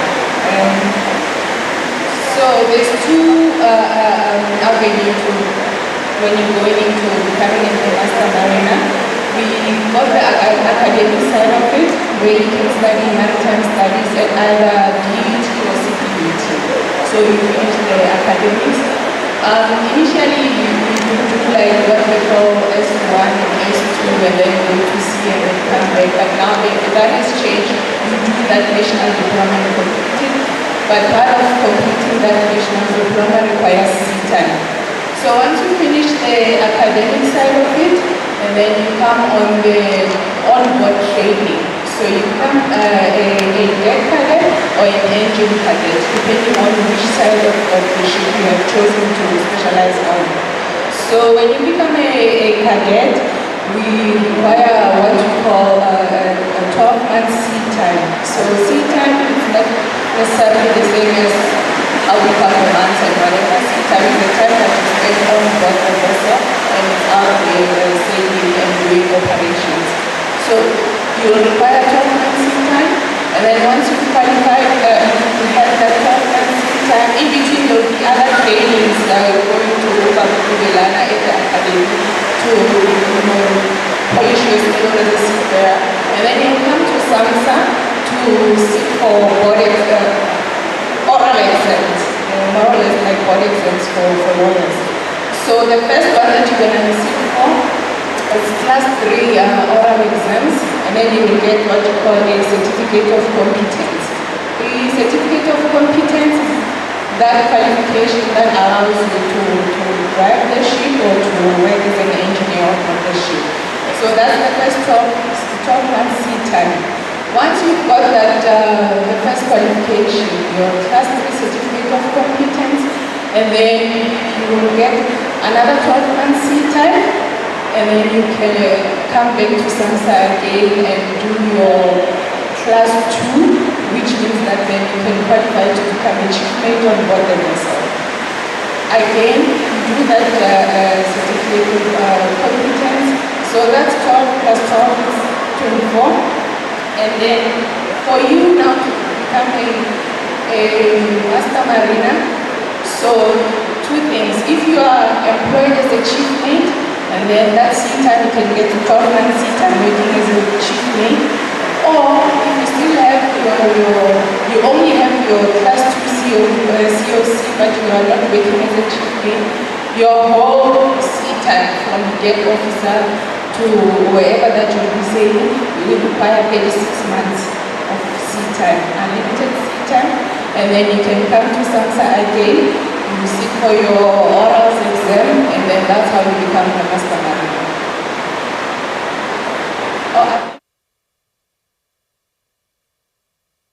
Masters. So for tug masters, so there's ocean going and then there's port operations. To become a tug master, usually what the programs that they have to translate, you will go and do your cadetship, come to SAMSA, qualify as a deck officer, that's your class 3 COC, and then you go and then you start training on tugs to become a tug master. So that's the time that you gain in the port operations, and then you will go back to SAMSA to do your oral exam for master port operations, and then you'll be based, you've got 9 commercial ports, although the ninth one, which is Port Molo, is not yet operational, but in South Africa we've got 9 commercial ports, and then once you get into interested, you can be placed in either one of those ports. So those are the opportunities for tug masters.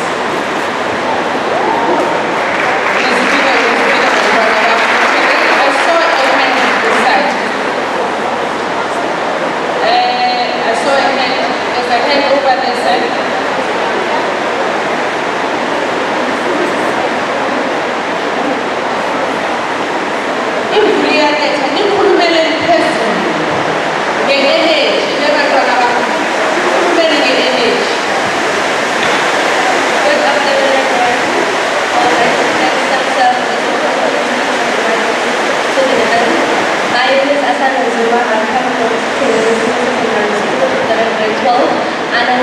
ask them, is it easy to find a colored ship? And where do you go to find a colored ship? Since we know that in South Africa, there are shortage of ships that are led within our country. Okay. So that's a bit of a sore point in the moment, finding this and securing cadetship. You know that in South Africa we've got,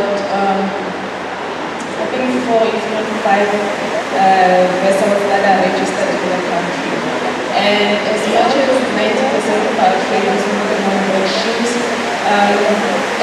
it's becoming difficult to secure cadetships on board because we're competing at a global level. It's not just the South African issue. We're competing with countries like Philippines, what people will consider as cheap labor. But as much as I'm saying that it's difficult, but at the same time, we as SAMSA have taken note of that difficulty. And as I've indicated, we've got industry development and maritime awareness programs. And then with the office of the chief examiner, we've got, they are working with international shipping companies to go and advertise the seafarers coming from South Africa, because we are confident that we are training and producing world-class seafarers. So they're going to those countries to actually encourage them to come and employ the South African seafarers. So at the moment it might be a bit difficult, but we are working on remedying that, and then opportunities are definitely open.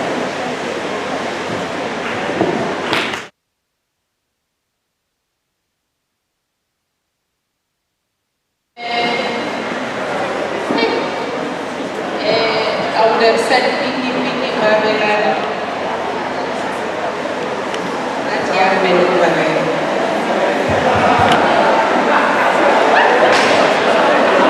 My name is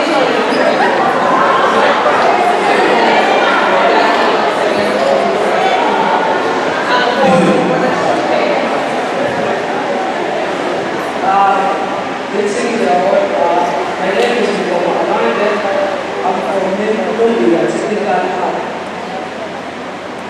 I'm doing virtual competitors.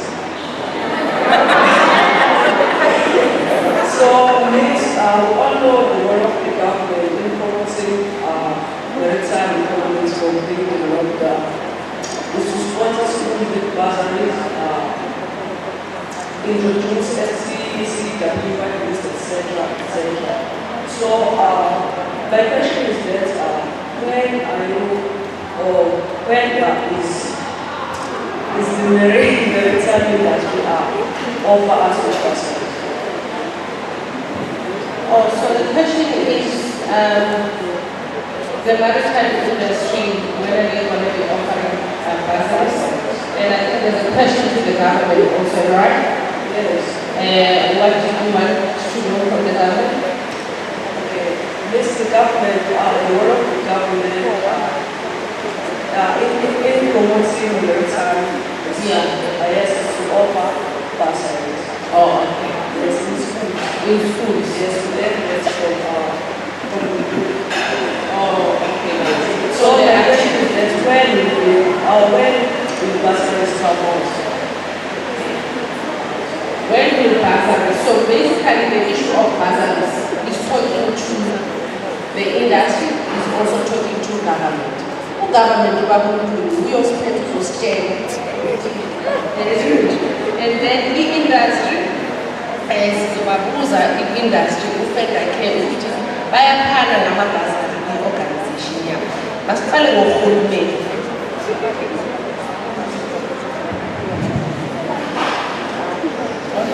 One of the things that our government is doing post-94 is to encourage and provide an enabling platform for kids to learn. And no more do we have challenges of a child or learner not having support to start. So bursaries are already there. And they come in different forms. Because if you are in a public school, then you don't pay the fee, it's only just the management of the school. And if you move them to tertiary level, there are a number of bursaries offered by the sector, education and training authorities, TETA, but also if you go to the Department of Transport website, and so there are bursaries. I think your teacher or principal should be able to lead you in the right direction in cases where you are facing challenges to advance your training. But I think the resources will support you to learn and start. So you're going to have a session with the exhibitors. But earlier on, remember, I mentioned the companies that were exhibiting out there. But I think it is important to educate you about e-government, like the Department of Transport. There are agencies that report under the mother body, such as the Port Regulator, the Civil Aviation Authority, there's PRASA, there's TNPA, there's Rail Safety Regulator. So if you go, the SAMSA, if you go into their websites, they should be able to give bursaries related to the work that they do. At SAMSA, yes, we have done that. We have taken our kids to Simonstown. I'm not saying that we have bursaries now. We are not giving bursaries now because we've already passed that cycle. But we have bursaries. We also have Mr. Sosibo, who's going to be speaking here, who will also tell you how to navigate in getting bursaries into the maritime. He drives our skills development program within SAMSA. So, but we tell you earlier on, I want to let you know TikTok. I use anything. Learn to research about the things that you want to study about. In the you need to learn how to research. You need to learn to go on Google footing. We are spending listening. But also, you know, teacher if actually you want to navigate something in relation to careers in maritime. But as I said earlier on, will come on stage, and I'm hoping that he will be able to judge the article on how you can navigate on bursaries. It is good again if as an industry, if at all they have anything. But remember that Fendercare is not the maritime industry partners that we have. We do have other, private companies, or I'm sorry, I'm mentioning Manipuma Jina, Manipuma. Ningaboleki nje amakepisi namabheke. Ask questions, ask relevant questions. Ngiyacela bantwana bami.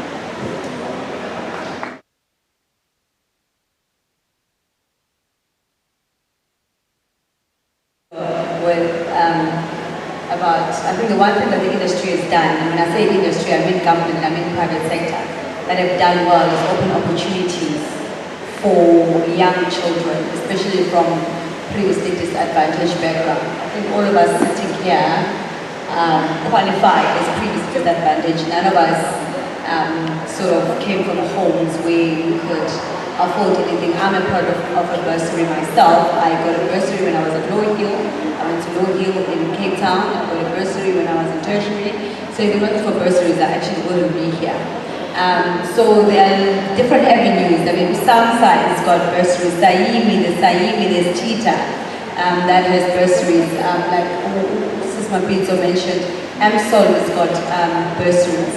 There's also NPOs that are very active in the maritime industry that do provide bursaries for students.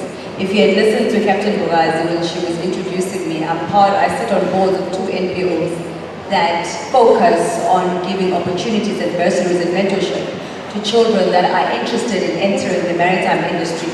One is the Low Hill Maritime Trust. I sit on the board of Low Hill Maritime Trust, and Low Hill focuses on high school from grade 10 to 12. I know they work a lot with JJ Zuma, with schools like Sitengile and all of that. And then the second NPO I sit on is the General Botha Old Boys Association. And there we focus both in high school and tertiary. And again, like I said, it's not only bursaries, there's also a lot of mentorship that is involved. So I think take time, do your research, speak to your teachers. And we are also available outside of this forum. So if you do want us to visit your schools, to talk to you, to show you things, to expose the industry to you, we are here, we are available. So do get your teachers to reach out to us, and we'll definitely make time to come talk to you in depth and let you know what else is available in the industry. Thank you, sis. Thank you so much. I've been asked to take one question. Good morning, everyone. Good afternoon. My name is Wanya and High School.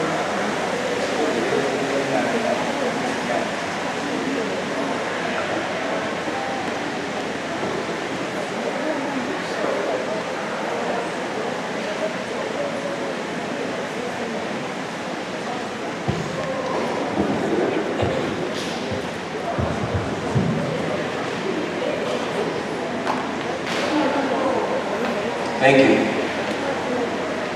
My name is Wanya Junior Ndaba from High School, a school based from England.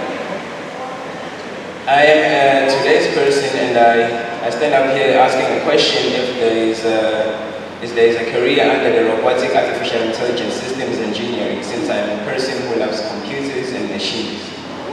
I was asking if my dream is like developing the systems that we use in South Africa in terms of computing, or maybe we can develop artificial engines for the ships that can be reliable. That's my question.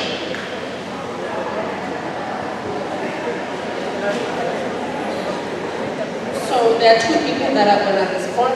One to Nolinda and Masala Nolinda. Yes, there is assistance. If you go to the website of the Department of Higher Education, Science and Innovation, they've got specific programs that encourage studies on artificial intelligence and big data. So yes, just go to the website of Science and Innovation and find more information.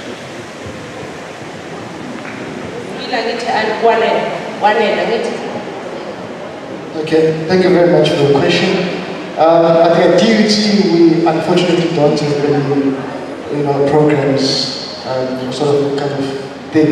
But I think UCT have programs, a program that actually can accommodate you with your, desired career path. But I think it's a very interesting question. I myself, as the facilitator introduced me, I'm currently busy with my PhD and my third year, and my topic is on blockchain technology. So I'm actually trying to see if the maritime industry can introduce the blockchain technology, because obviously, as we all know, that different industries are moving towards digitization. So we're also trying to look into improving the day-to-day operations of the maritime industry, because we all know that gone are the days where things now are done manually on physical paper, but we are, evolving towards being digitized and doing things more and more technologically advanced way. So, yeah, thank you. Thank you very much, Linda. Please read and when is the PhD? Ms. Rita, so to the girls, Gijimani, Asunguye kuphela bakhona abanye young people in this house that are doing PhD. Angifuni nje ukuthi nje ngiba lento, but mhlawumbe ngithi asukume lo muntu lo. He's very very young. Ucela usukume babusosiphi.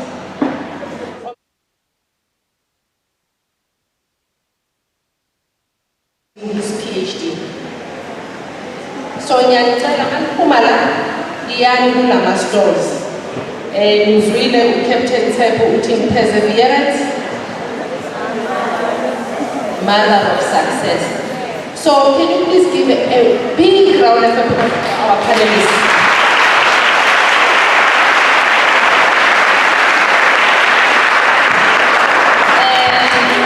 Sizobabonga ke for ukuthi bazoshare nathi yonke le information, and esibabongeni kwethu sibonga uFenacare, who has sponsored these gifts to our panelists. Siyabonga wena kodwa ngathi sizojama. But siyabonga kakhulu. These are the gifts from panelists, fellow panelists, our good panelists, courtesy of Fenacare. Nami ngizoza lapha ngizosharing.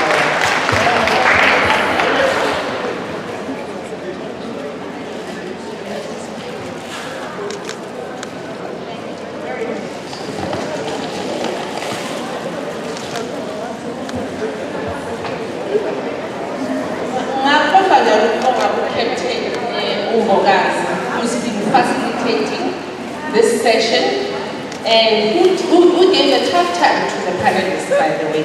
So you can see that we have dynamic women in this house.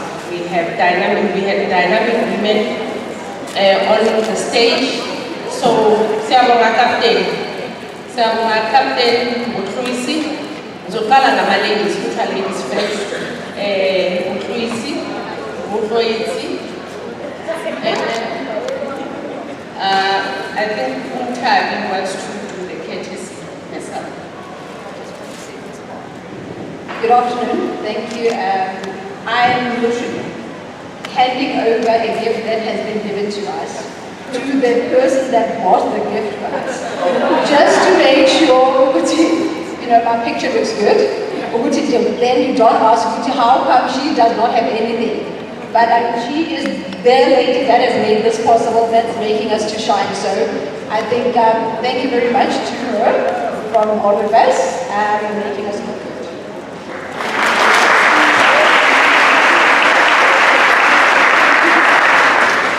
Thank you very much, Simsim. Thank you so much. Now I'm going to allow them to step off the stage as we finish off the program. I'm going to call upon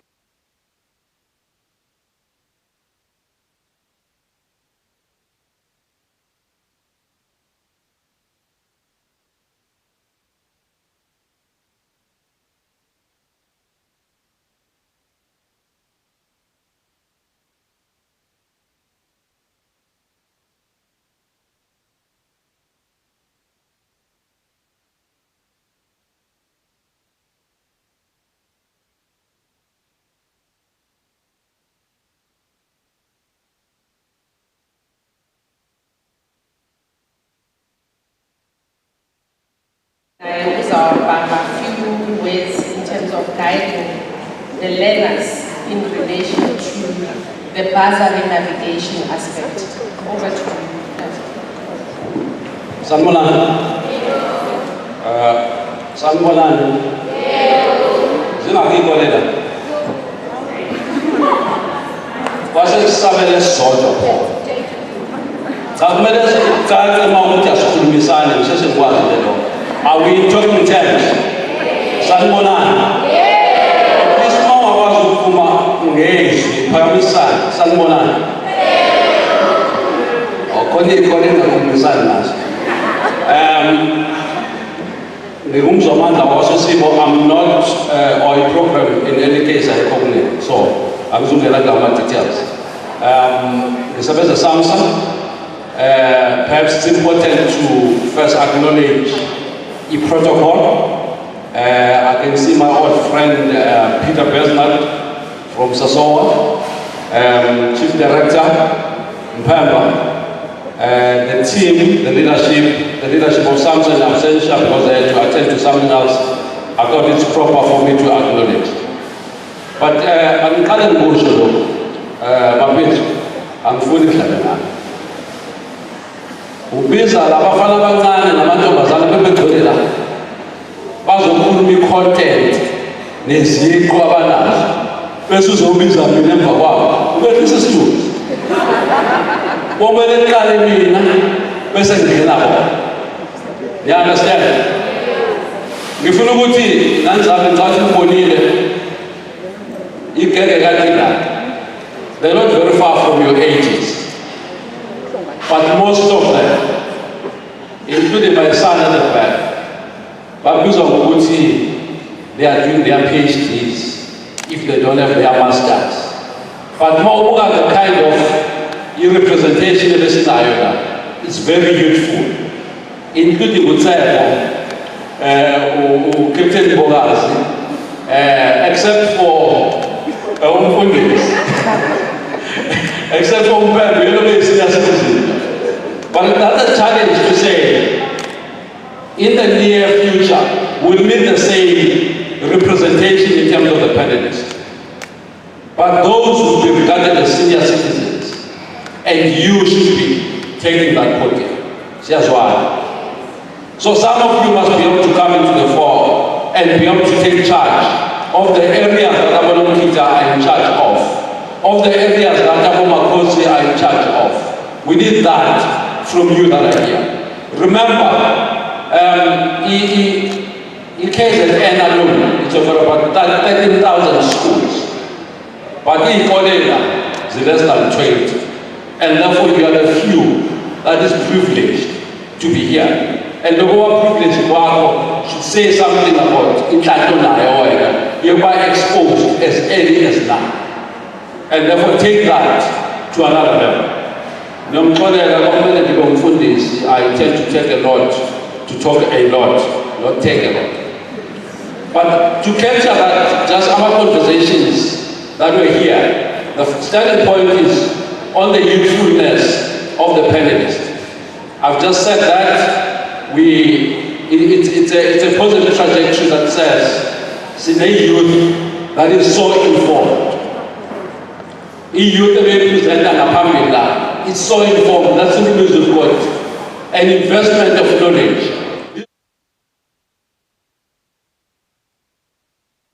Someone was it duty? You've got those two boys, they're still going to be around in the space for some time. They've been everywhere. That simply means we should be investing in some of you so that we take over from them in the near future. The next thing I wanted to relate to is that those of you that would want to go to sea at some stage, remember Maritime is broad. When you see going, we not any Maritime in an end. But those of you, the only thing we need from you at the level of the high school is your good maths and science. At a certain level of English, of course, because English is used mainly to communicate. But you need mainly your maths and science, and then there's CPUT, there's DUT, there's Nelson Mandela University, there's KZN if you want to go the law side or the economic side of things. But there are opportunities for you to be able to get into the institutions of higher learning. There was an issue around the bursaries at high schools. Most of our high schools are not fee-paying schools. So you don't necessarily need the bursary. But to those that are fee-paying, I think we can touch on that. We are fundraiser for the all boys. So that was a fund and those that needs funding. But generally, your maths and science, if you have good results in maths and science, you will get a bursary anyway. But you've got a baby, I'm not sure that to say a baby sister or baby brother, in the name of Saini. Usaini was born by SAMSA a few years ago. And Usaini's responsibility is mainly around skills development and research.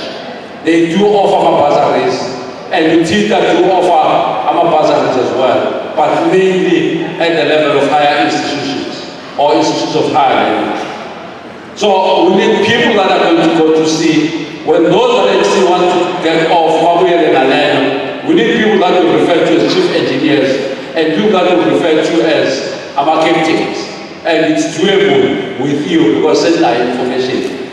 Detailed information to Tolagala Masters. Then there's an issue, yale ndokunywa ngayo mfana, yokuthi kunento kuthiwa imapolo 50, which I think it's important that we touch on.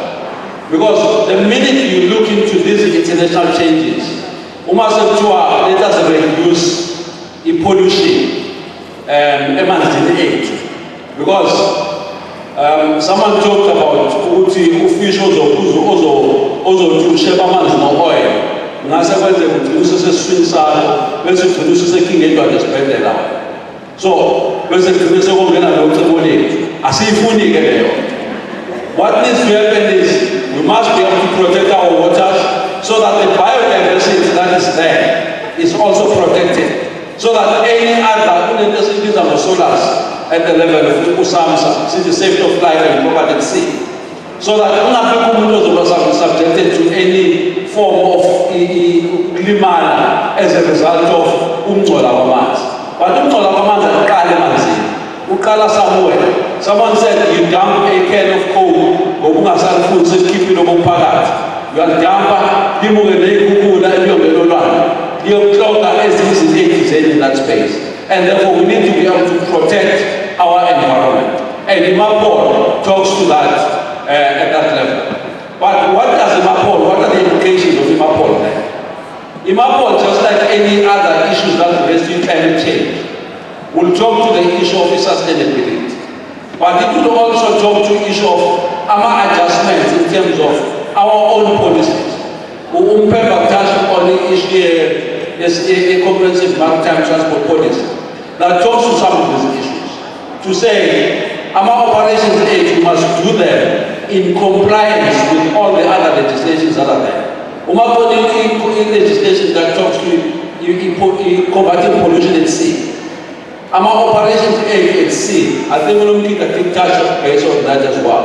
Must talk to us, protecting the very same waters that we are utilizing.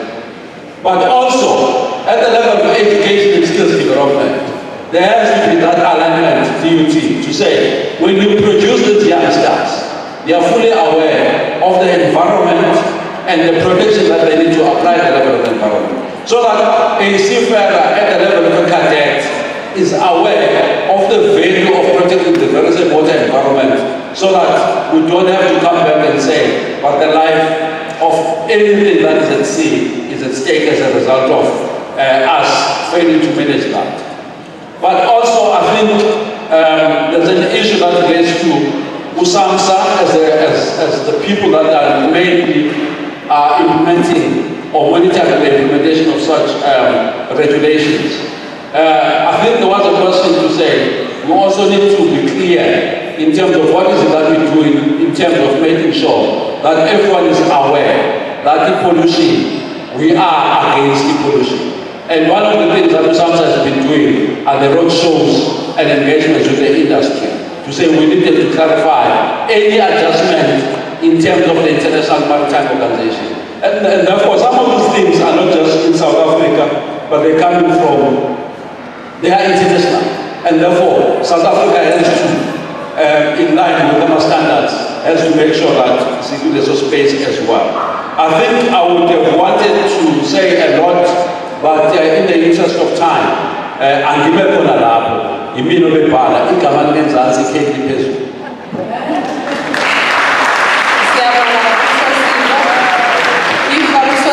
A big round of applause for you.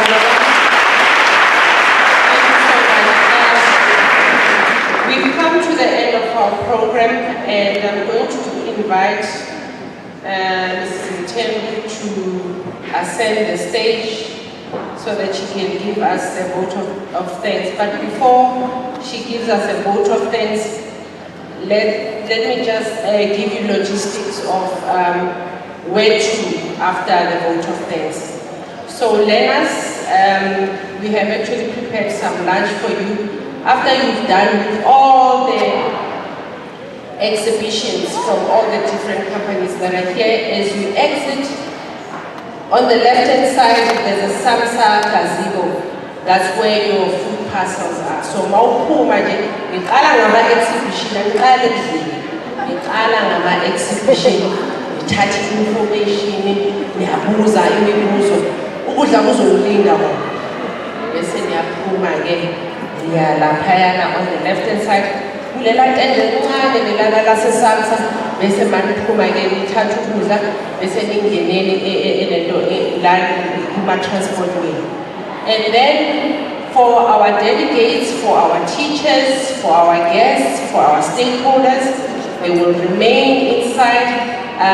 If you see on the far right, that's where lunch is right. I'm left-handed, by the way.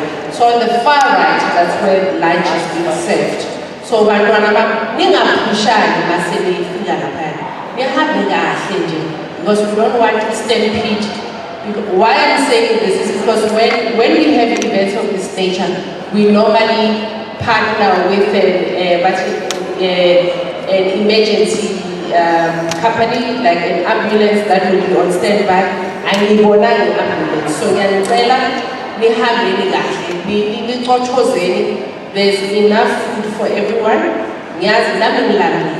But for that information, Isake Mamtenu, please come and give us a vote of thanks. And by the way, eating in general, Mrs. Mtemu, she's also a captain, by the way. And it's not entirely izana. Yabona izolo uthola ama results wakhe we-master's degree.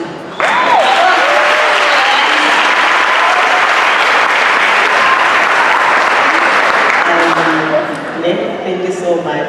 Thank you very much. Good afternoon, everyone. Just to acknowledge some of our stakeholders that are in the room. The old gentleman, Babu Peter President. We really appreciate having your caliber in the room for the students. Guys, I'm Mrs. Zula, but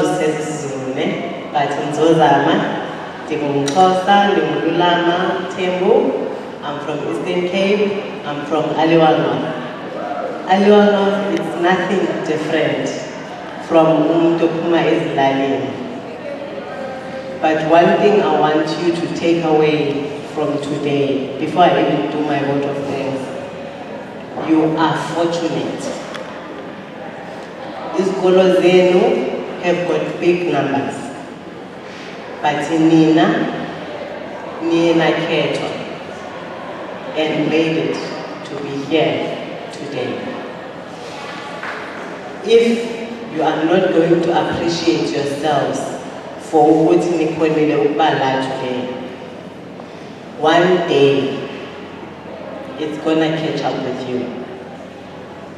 One day when you're making the decisions about life, you will also remember what I once attended something that I don't know what it was called. I can't recall the careers that were mentioned there, but I am looking for something. So when Sismapito is sitting, please go to the stalls, get information. You are not doing that for today.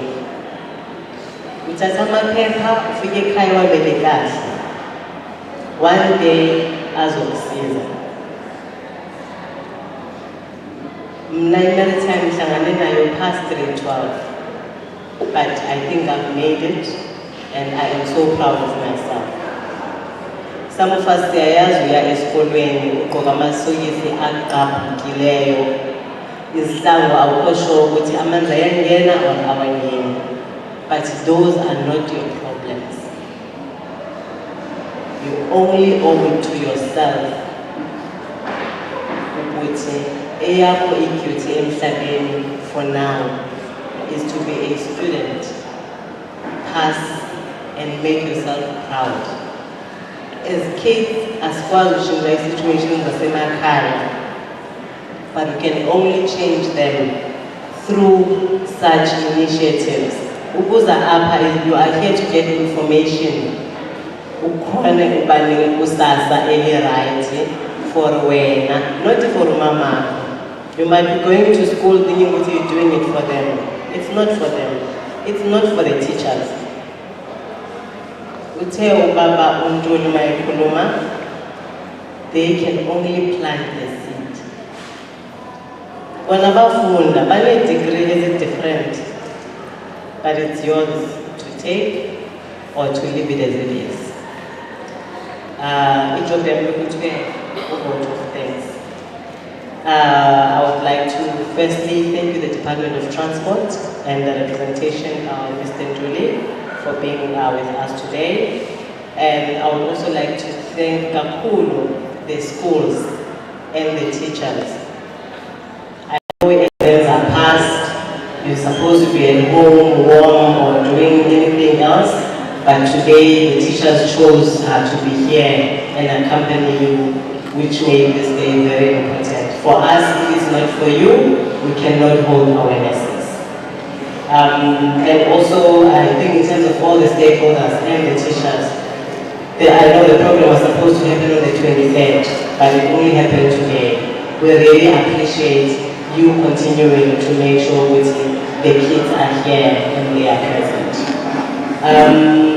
I would also like to acknowledge 2 females.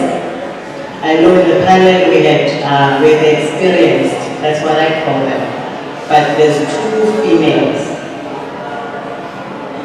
Unwabisa, Noakona, they are currently cadets. But the only thing I wanted to show you is that you don't expect to be at sea, only uniform only. But there's the daily uniform. Nabisa and Akuna, please stand up. The cadets need to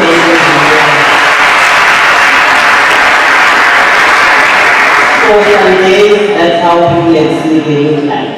But on other days, you can have your swag, you can have your stripes, and with tired.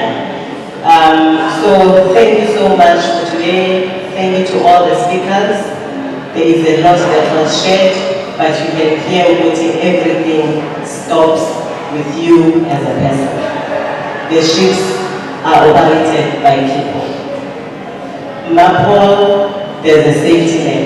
I cannot stress it more. I think I can shed more on that duty as much as we have the ships, but there are standards that you have to maintain to ensure that our shores and the sea remains clean so that we are able to create employment. And you are here representing yourselves, representing the schools, but when you go out there, please share the information to those who are not fortunate to be here. And I would like to say on behalf of SAMSA, thank you very much to all the stakeholders. I would not want to mention them one by one, but I would want to mention a great thanks to TNPA for the venue, and also to Fender for partnering and sponsoring some of the goodies that we have, and all the other stakeholders for just making time to be here. Thank you so much.